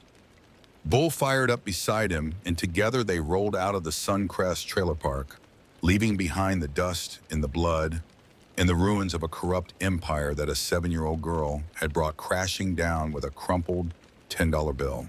They stopped at the gas station at the edge of town to fuel up. The same attendant who had watched them arrive that afternoon was still behind the bulletproof glass, but the look in his eyes had changed. The trailer park had no secrets in a town this small. Word traveled through Kingman like heat through metal, fast and impossible to contain. The attendant did not know the details, but he knew something had happened at Suncrest, something involving the bikers and the deputy everyone feared, and the air between the bulletproof glass and the fuel pumps was charged with a new, uncertain energy. Dean paid cash for the fuel and bought 2 bottles of water and a bag of beef jerky. Bull leaned against his bike, cracking his knuckles, his eyes scanning the empty parking lot with the habitual vigilance of a man who never truly stopped watching. "You know what I keep thinking about?" Bull said, tearing into a strip of jerky. "What? The money, 200 grand in shrink-wrapped hundreds, just sitting in the vent of a trailer where a woman scrubs motel rooms for $9 an hour. The world is designed wrong, brother." "The world was designed by men like Buford," Dean replied. "We just showed up and rearranged the furniture." They rode into the desert darkness, following the white line of the highway east toward Texas.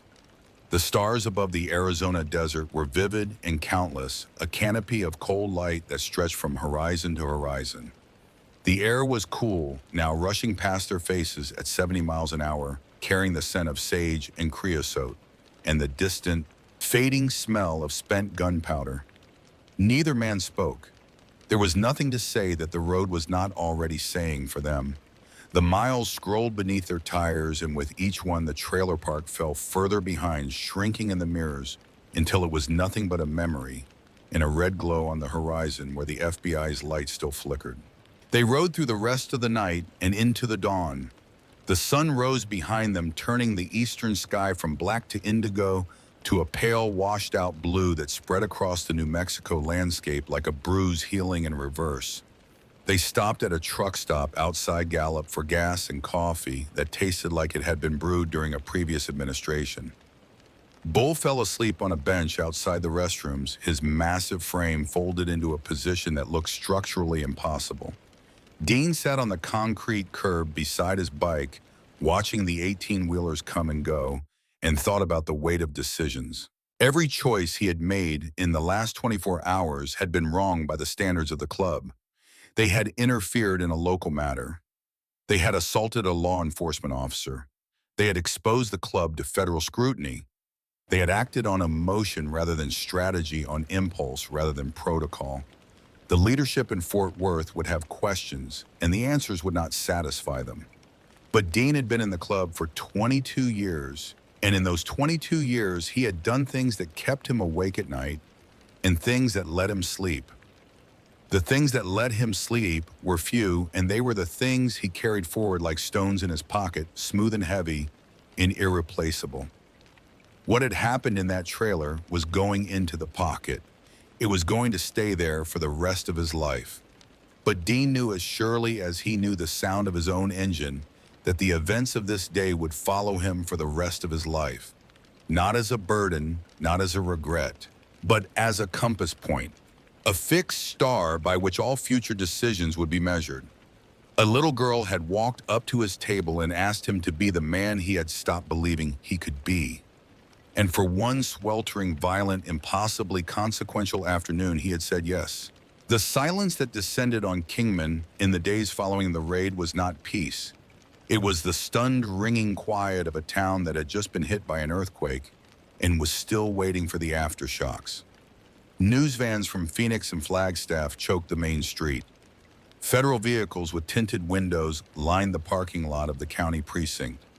Agents and windbreakers stenciled with FBI and DEA carried boxes of files and computer towers out of the building in a steady procession that lasted 3 days.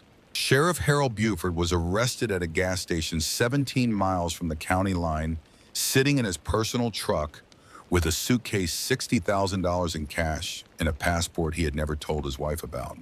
He was charged with racketeering, conspiracy to distribute narcotics, obstruction of justice, and accessory to attempted murder. He did not go quietly. He screamed about constitutional rights in illegal searches until a federal agent placed a hand on the back of his head and guided him firmly into the rear of an armored transport vehicle. The Stetson fell off in the parking lot. No one picked it up. Deputy Wade Prescott was transported to a federal detention facility in Florence, Arizona, 200 miles from Kingman, where he was held in protective custody. His knee required 2 surgeries and would never function properly again. Within 72 hours of his arrest, Prescott had signed a cooperation agreement with the United States Attorney's Office, offering to testify against Buford, against the cartel contacts he had dealt with, against every name in the ledger, in exchange for a reduced sentence and relocation after his prison term. He gave up everything: names, routes, bank accounts, safe houses. He gave it all up with the desperate, flailing urgency of a man who knew that the people he had worked for would kill him the moment they got the chance. The information Prescott provided, combined with the video evidence from the hard drive Megan had recovered, triggered a cascade of federal actions that spread far beyond Kingman. A raid on a ranch property south of Tucson netted 14 arrests and the seizure of over $3 million in cash and narcotics. An auto body shop in Bullhead City was shuttered, its owner arrested while trying to destroy financial records with a bonfire in the parking lot. A used car dealership in Lake Havasu City, which had been laundering money through fraudulent vehicle sales for half a decade, was seized by federal marshals on a Tuesday morning while customers browsed the lot oblivious. The network that Prescott had helped build and Buford had helped protect was unraveled in weeks, its roots pulled from the desert soil with a thoroughness that surprised even the federal prosecutors who had been tracking cartel activity in the region for years. And at the center of it all, the thread that connected every arrest, every seizure, every indictment, was the testimony of a woman named Megan Lawson. But before the testimony came the reckoning. In the days immediately following the raid, Megan's name became a quiet legend in the small, terrified community of Suncrest Trailer Park. The neighbors who had locked their doors and drawn their curtains for years, who had heard the screaming from Lot 44 and done nothing because doing something meant confronting a man with a badge and a gun, now came forward one by one. Old Mrs. Fletcher from Lot 38 knocked on the door of the temporary safe house where the FBI had placed Megan and handed over a spiral-bound notebook in which she had recorded every instance of violence she had witnessed through her kitchen window dates and times log with the meticulous precision of a retired schoolteacher who still believed in documentation. Tommy Ruiz from Lot 51, a retired mechanic who had once confronted Prescott about the noise and been rewarded with a traffic stop every day for 3 weeks, provided a statement that corroborated the pattern of intimidation. The most important visitor came on the 3rd day. Donna Farley, 31 years old, mother of 2, showed up at the FBI's temporary command center at the Kingman Holiday Inn with bruises on her arms that matched the ones Megan had carried for years. She asked for Agent Harrison by name, sat down in a folding chair, and told a story that was achingly, sickeningly familiar. Prescott had targeted her 6 months after he had moved in with Megan. He had used the same tactics, the same threats, the same badge. Donna had been keeping his overflow inventory, smaller quantities of cash and product in a storage unit she rented under her own name. She had been too afraid to speak until she saw the news coverage of Megan's case and realized for the first time that the monster could be stopped. 2 more women came forward within the week. The pattern was identical each time. Prescott identified vulnerable women, single mothers with limited resources and no family support, ingratiated himself, established control, and then converted their homes into nodes in his distribution network. The women were not accomplices. They were hostages who happened to have addresses. Megan and Grace were relocated within 48 hours of the raid. Susan Hayes, a senior victims advocate with the state attorney's office, arrived at a temporary safe house in Flagstaff where the FBI had placed them overnight. She was a trim, composed woman in a navy suit carrying a thick manila folder and an expression of practiced compassion that somehow managed to feel genuine. "Ms. Lawson, we have options for you," Hayes said, sitting across a small table in the kitchenette of the safe house. Grace was in the next room, watching cartoons on a borrowed television. The volume turned up to drown out the conversation. "The Witness Security Program can provide you with a new identity, new documentation, relocation to a state of your choosing. The government will cover housing and expenses for the initial transition period." Megan listened, her hands wrapped around a cup of coffee that had gone cold an hour ago. The bruises on her face had deepened overnight, the purple spreading and darkening around her eye. But her posture was different from the woman who had been cowering in the kitchen of Lot 44. She sat upright, her shoulders back, her gaze steady and direct. "I don't want a new identity," Megan said. "My name is Megan Lawson. My daughter's name is Grace Lawson. Those are the names my husband gave us, and I'm not letting Wade Prescott take that too." Hayes nodded, making a note. "Relocation without identity change is possible, though it offers less comprehensive protection. Are you still willing to testify at the federal trial?" "I told Agent Harrison I would testify, and I meant it, but I want something else first." Megan set the coffee cup down and leaned forward. "I know I'm not the only one. Wade controlled other women in Kingman. He had a pattern. He'd find single mothers, women with no resources, no family, no way to fight back. He'd move in, take over, and use them. I know of at least 3 others. Maria Gutierrez, who works at the truck stop, Donna Farley, who lives in the park south of town, and a woman named Janine, whose last name I never learned, who used to clean the same motel I did until she disappeared 6 months ago." Hayes looked up from her notepad, her expression sharpening. "Disappeared. Wade said she moved away. I never believed it. Nobody just moves away from Kingman without telling anyone." Hayes made a note, her pen moving quickly. "I'll pass these names to Agent Harrison immediately. If there are additional victims, their testimony will strengthen the case significantly." "That's why I'm testifying," Megan said. "Not for revenge. Not because I want to see Wade in prison, although I do. I'm testifying because somewhere in that town there are women sitting in dark rooms right now afraid to breathe too loud, and they need to see that someone got out. They need to see that the badge doesn't make him God." The trial preparation took months. Megan and Grace were relocated to a small, rain-soaked town in the Pacific Northwest, nestled in the shadow of the Cascade Range in Oregon. The town was everything Kingman was not. Green instead of brown, cool instead of scorching, quiet in a way that felt healing rather than oppressive. The state provided a modest 2-bedroom apartment on the second floor of a brick building that overlooked a narrow creek lined with cedar trees. The sound of the water running over the rocks was constant, a gentle liquid murmur that replaced the roar of highway traffic Megan had fallen asleep to for years. She secured a job as a receptionist at a pediatric dental clinic, a position arranged through the Victims Advocacy Office. The work was simple, steady, and predictable, exactly what she needed. She answered phones, scheduled appointments, and filed insurance paperwork in a bright, clean office where the biggest emergency was a child afraid of the tooth fairy.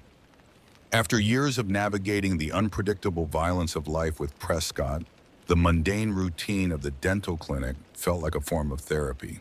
Her coworkers were kind in the careful, respectful way of people who sensed a history without needing to know the details.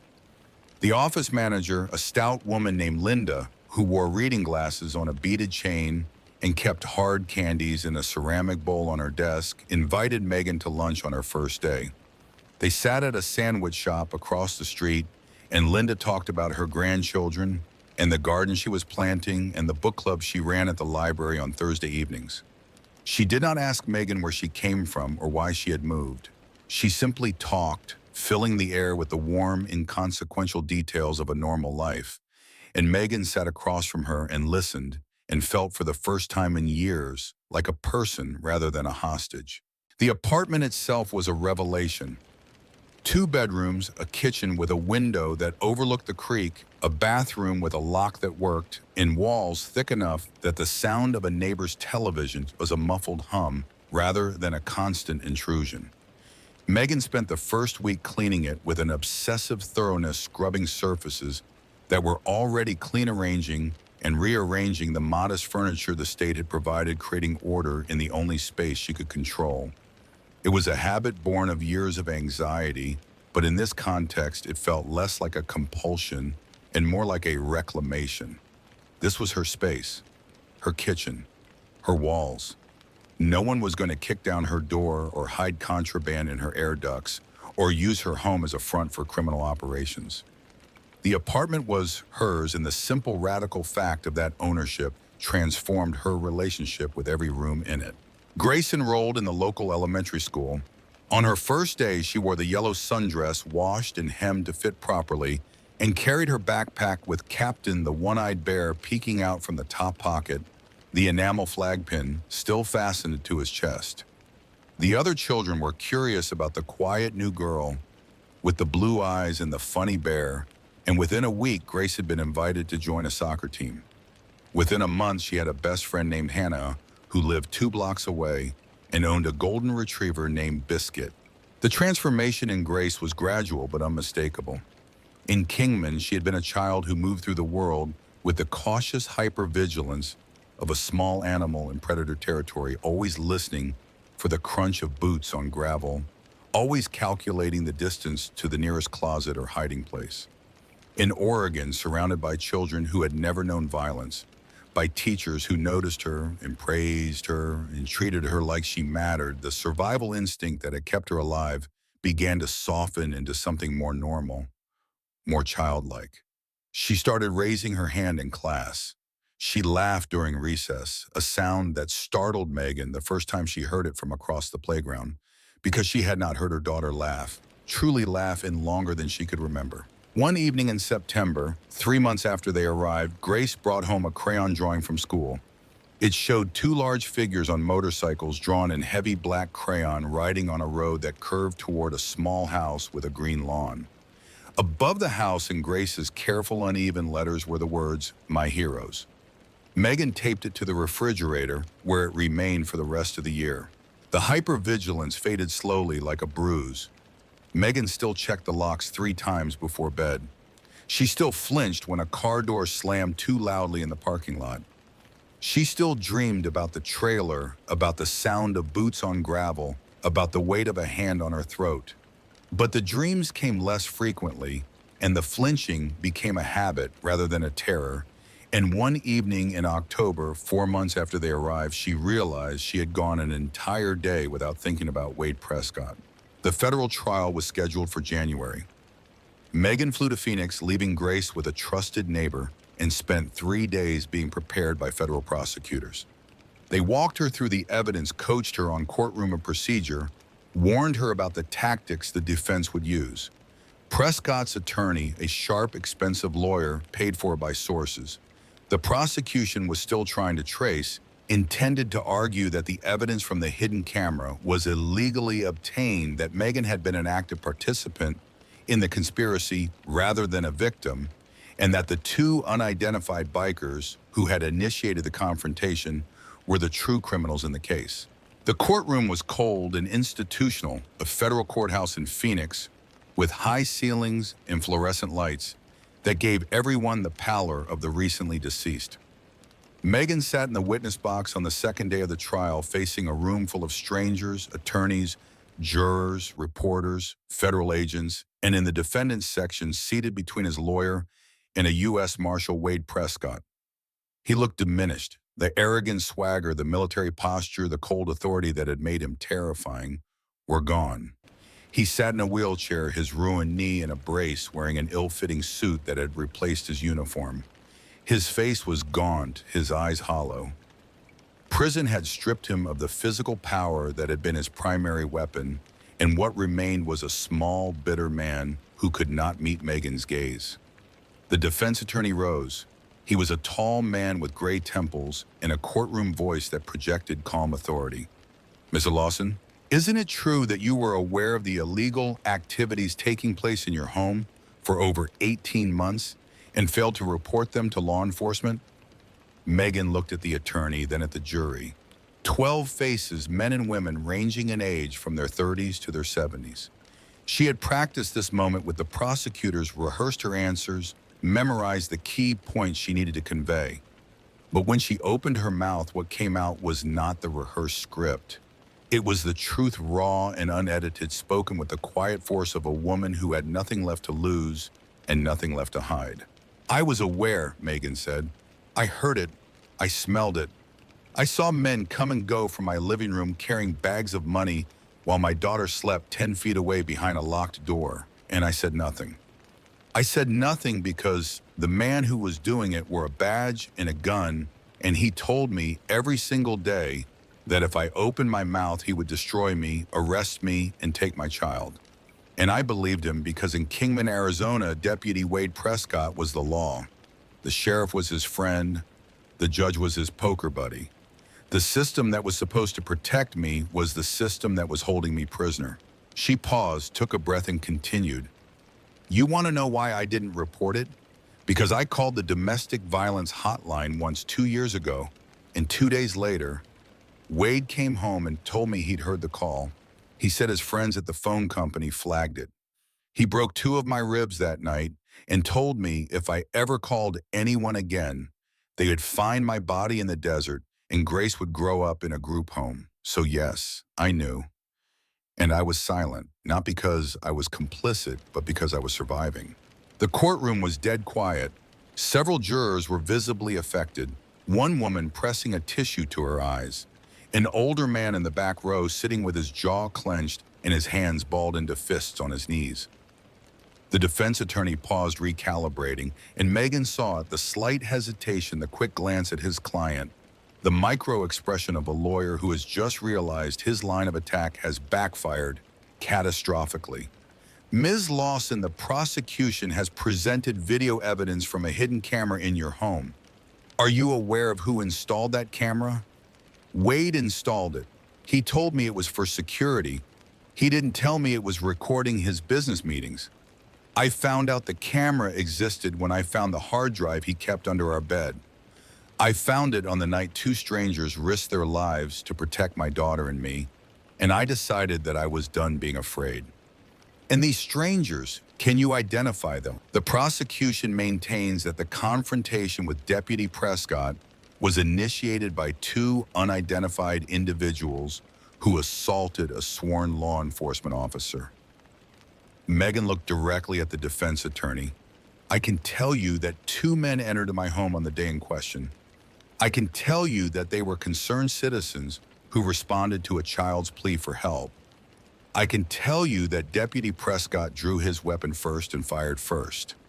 And I can tell you that if those men had not been there, my daughter and I would be buried in the Arizona desert right now, because that is exactly what Wade Prescott told me he intended to do. The defense attorney sat down. He did not ask another question. The prosecution then played the video evidence. The courtroom watched in silence as the grainy footage showed Sheriff Buford counting money, showed Prescott directing couriers, showed the systematic operation of a narcotics network running through the living room of a single mother's trailer. Megan sat in the witness box and watched the jury's faces as they absorbed what they were seeing. She watched the horror register, the anger build the verdict form behind their eyes before a single ballot was cast. The jury deliberated for less than 4 hours.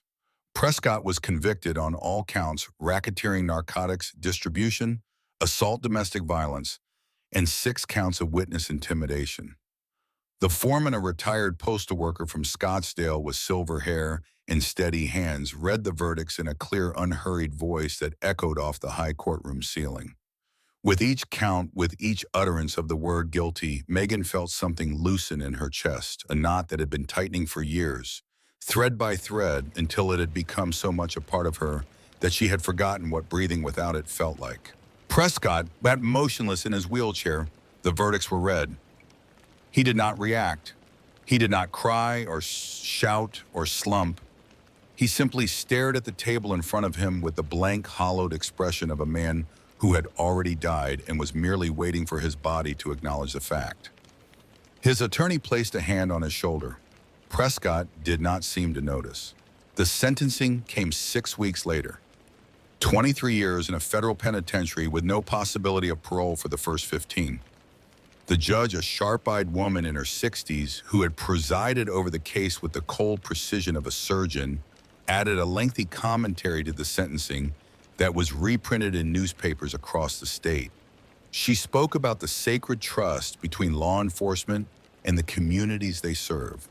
She spoke about the particular cruelty of a man who uses his authority to imprison the people he claims to protect.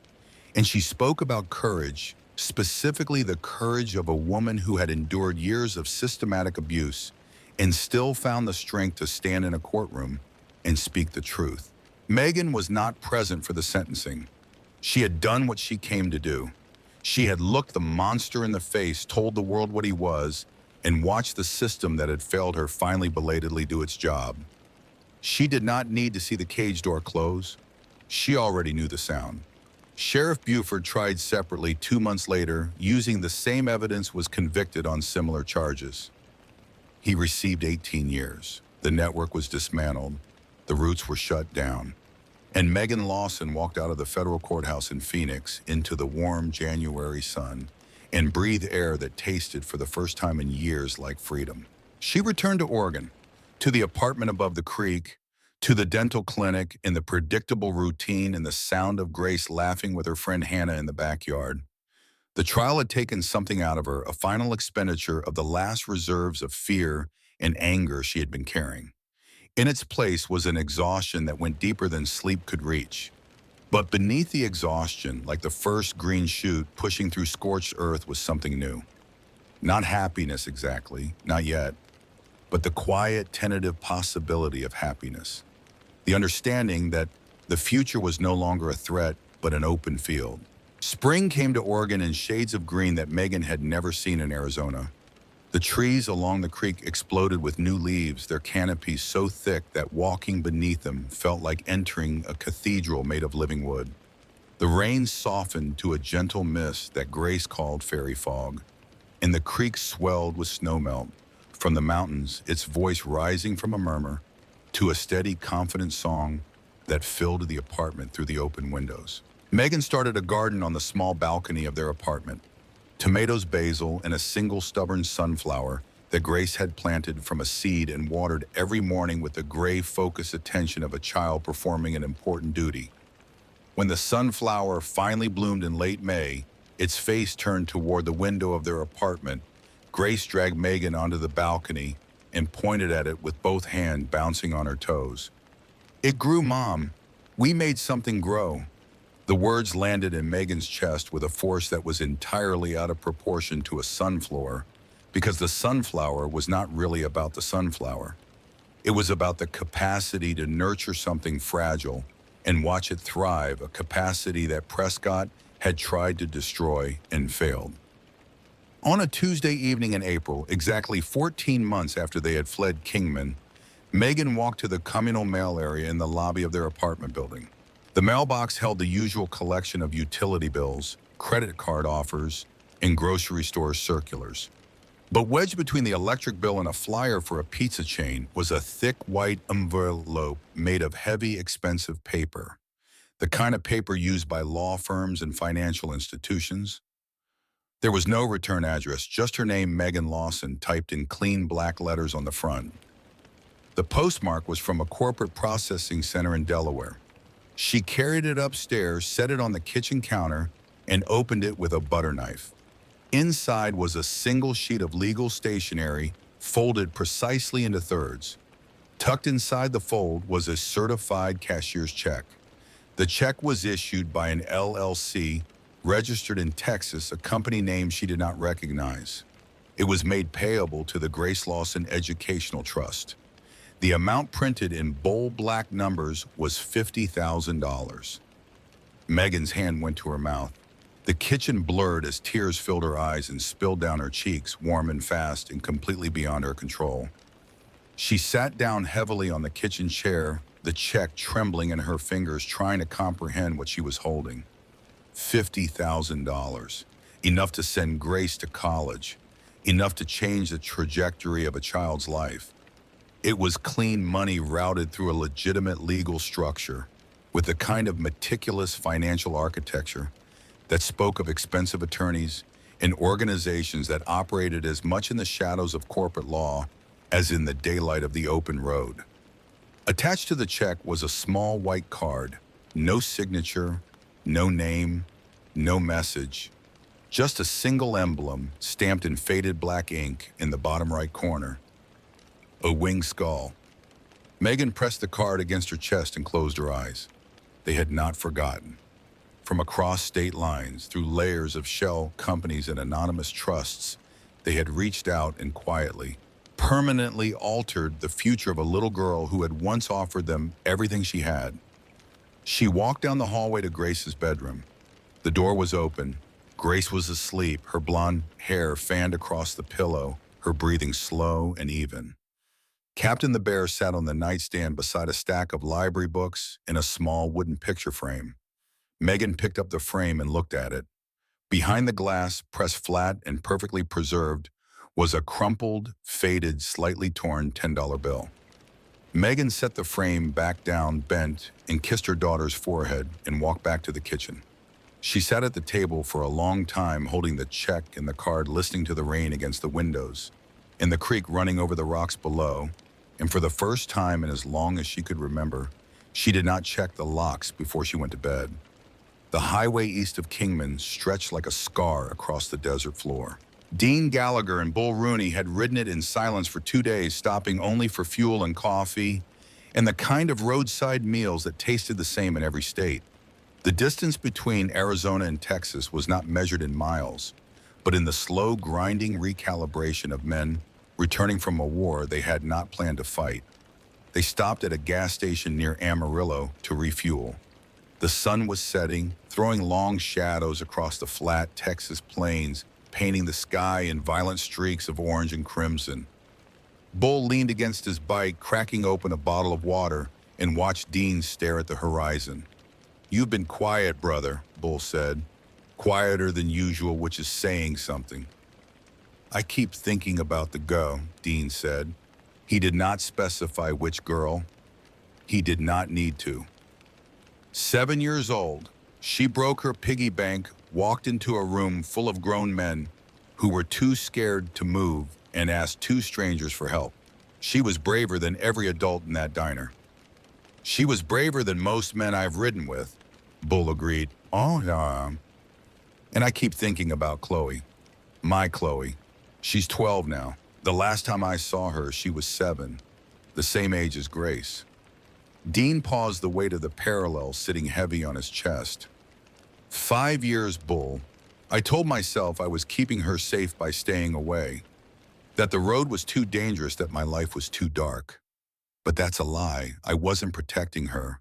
I was hiding.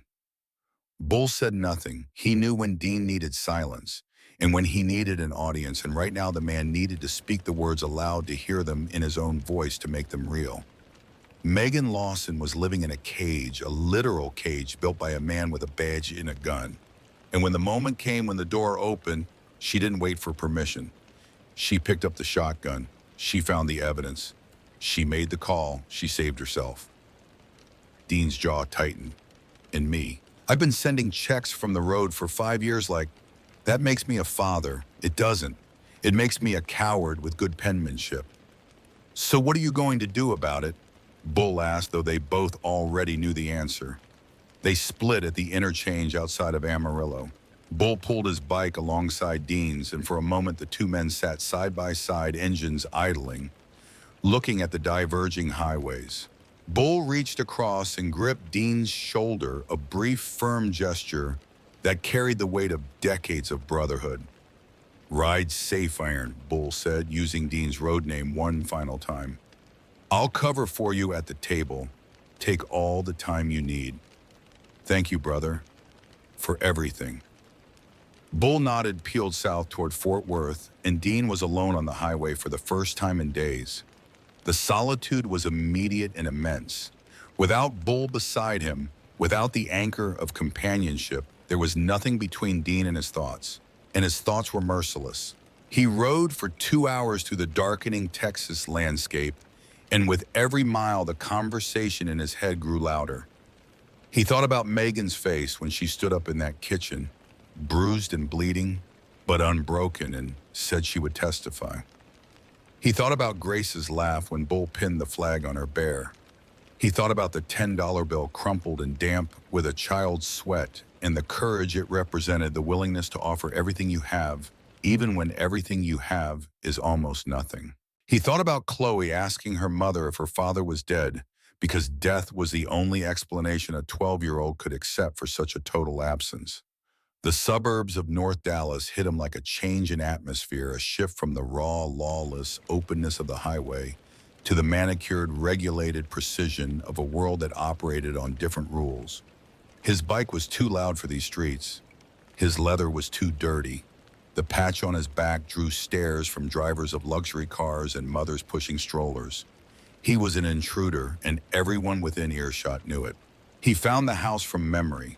A 2-story brick colonial with white trim, a green lawn, and a bicycle leaning against the porch railing. It was exactly as he remembered it, or almost. The tree in the front yard was taller. The mailbox was different, changed from the plain black box he had installed himself to a decorative copper model with a flag. A new fence ran along the side yard, painted white, enclosing a backyard he could not see.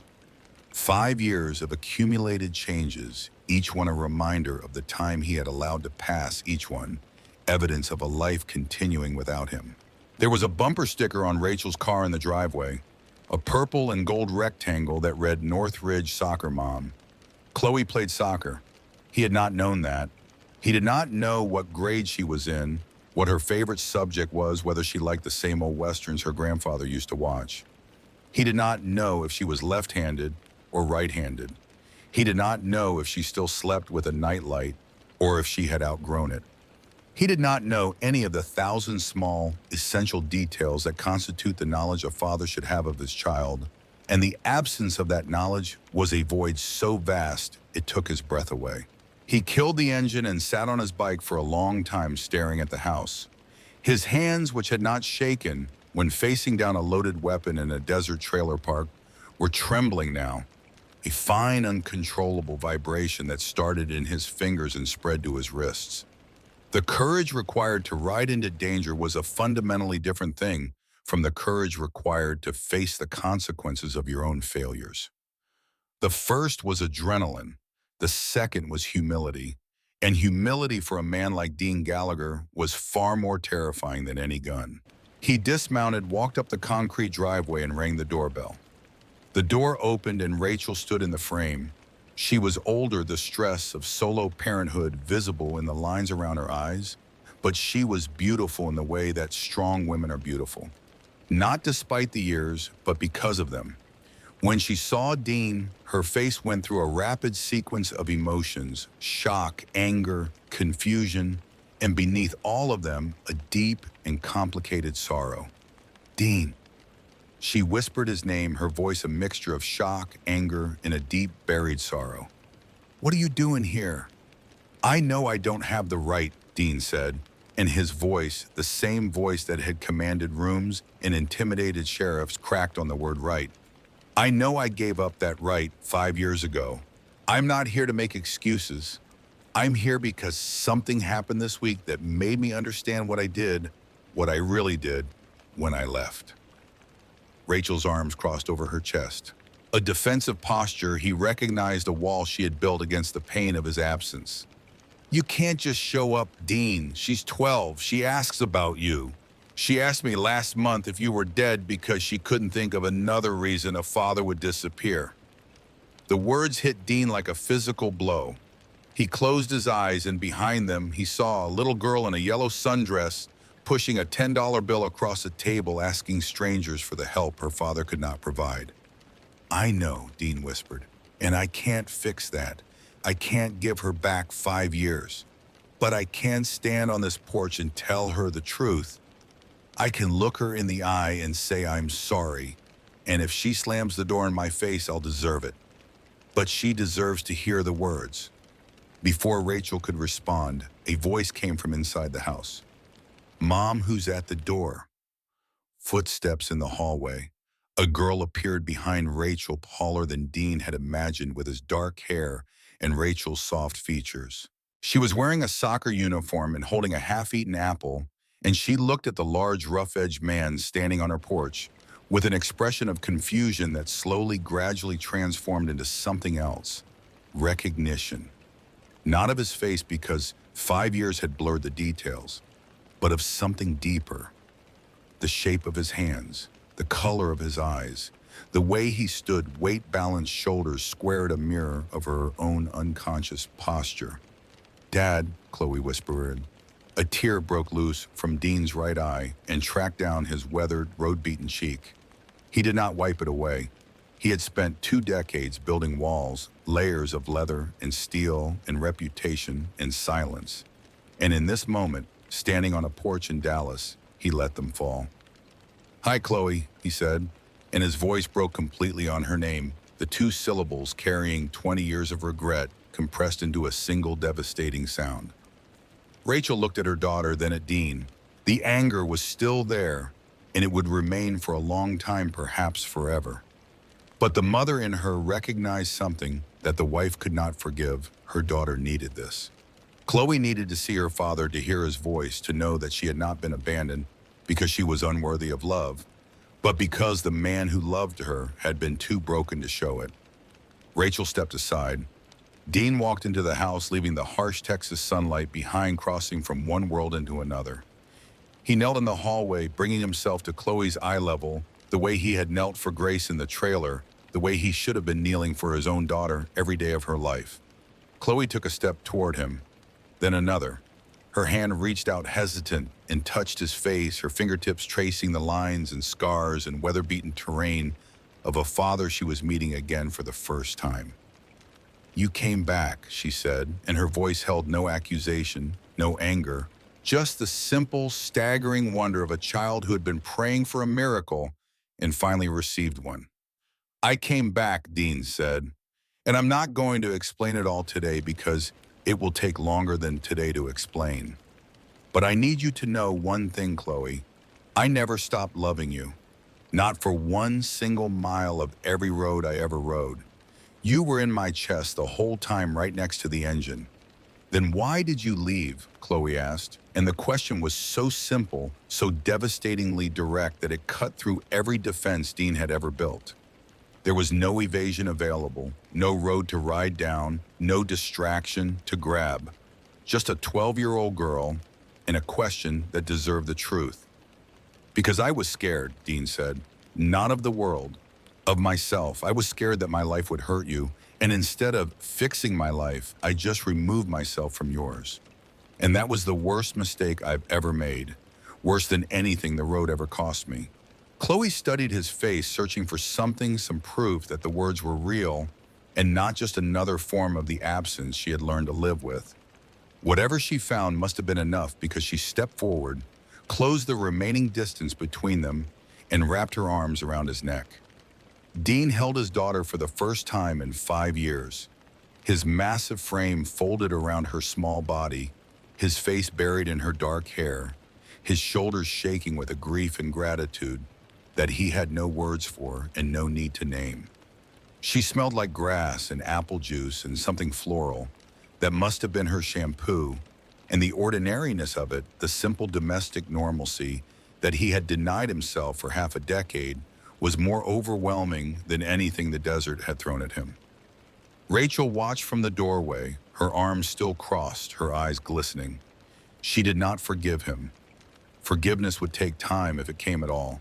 But she recognized the truth of what she was seeing. Something had changed in Dean Gallagher. Some wall had fallen. Some road had finally led him back. The 5 minutes Rachel had offered stretched into an hour. They sat at the kitchen table, Chloe, between her parents asking questions that came in rapid, breathless bursts. Where had he been? What did he do? Why did he leave? Dean answered some and deferred others, drawing boundaries around the parts of his life that a 12-year-old should not know while offering enough truth to honor her intelligence. He told her about the road, about the desert, about the men he rode with.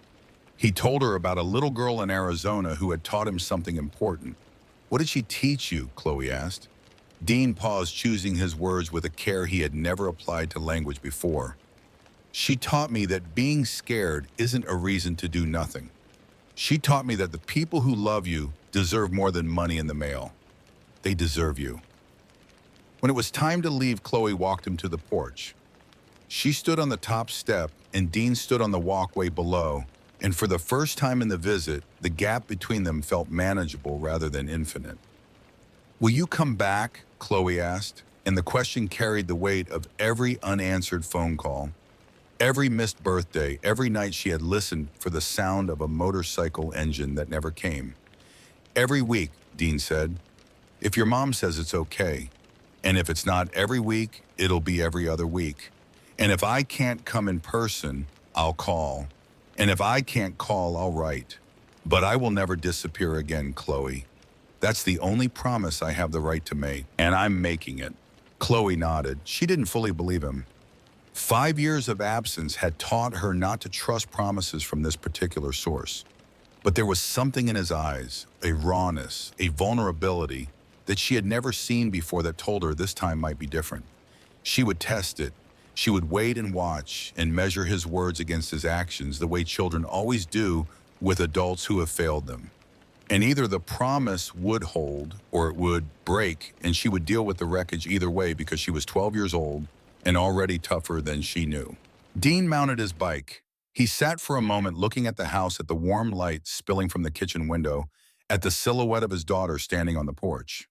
Then he started the engine, and the deep rumble of the V-twin filled the quiet suburban street, drawing curtains open and dogs to windows all down the block. He did not ride hard. He did not twist the throttle and disappear in a roar of chrome and defiance the way he had left 1,000 times before. He rode slowly, carefully, like a man who had finally realized that the destination mattered more than the speed.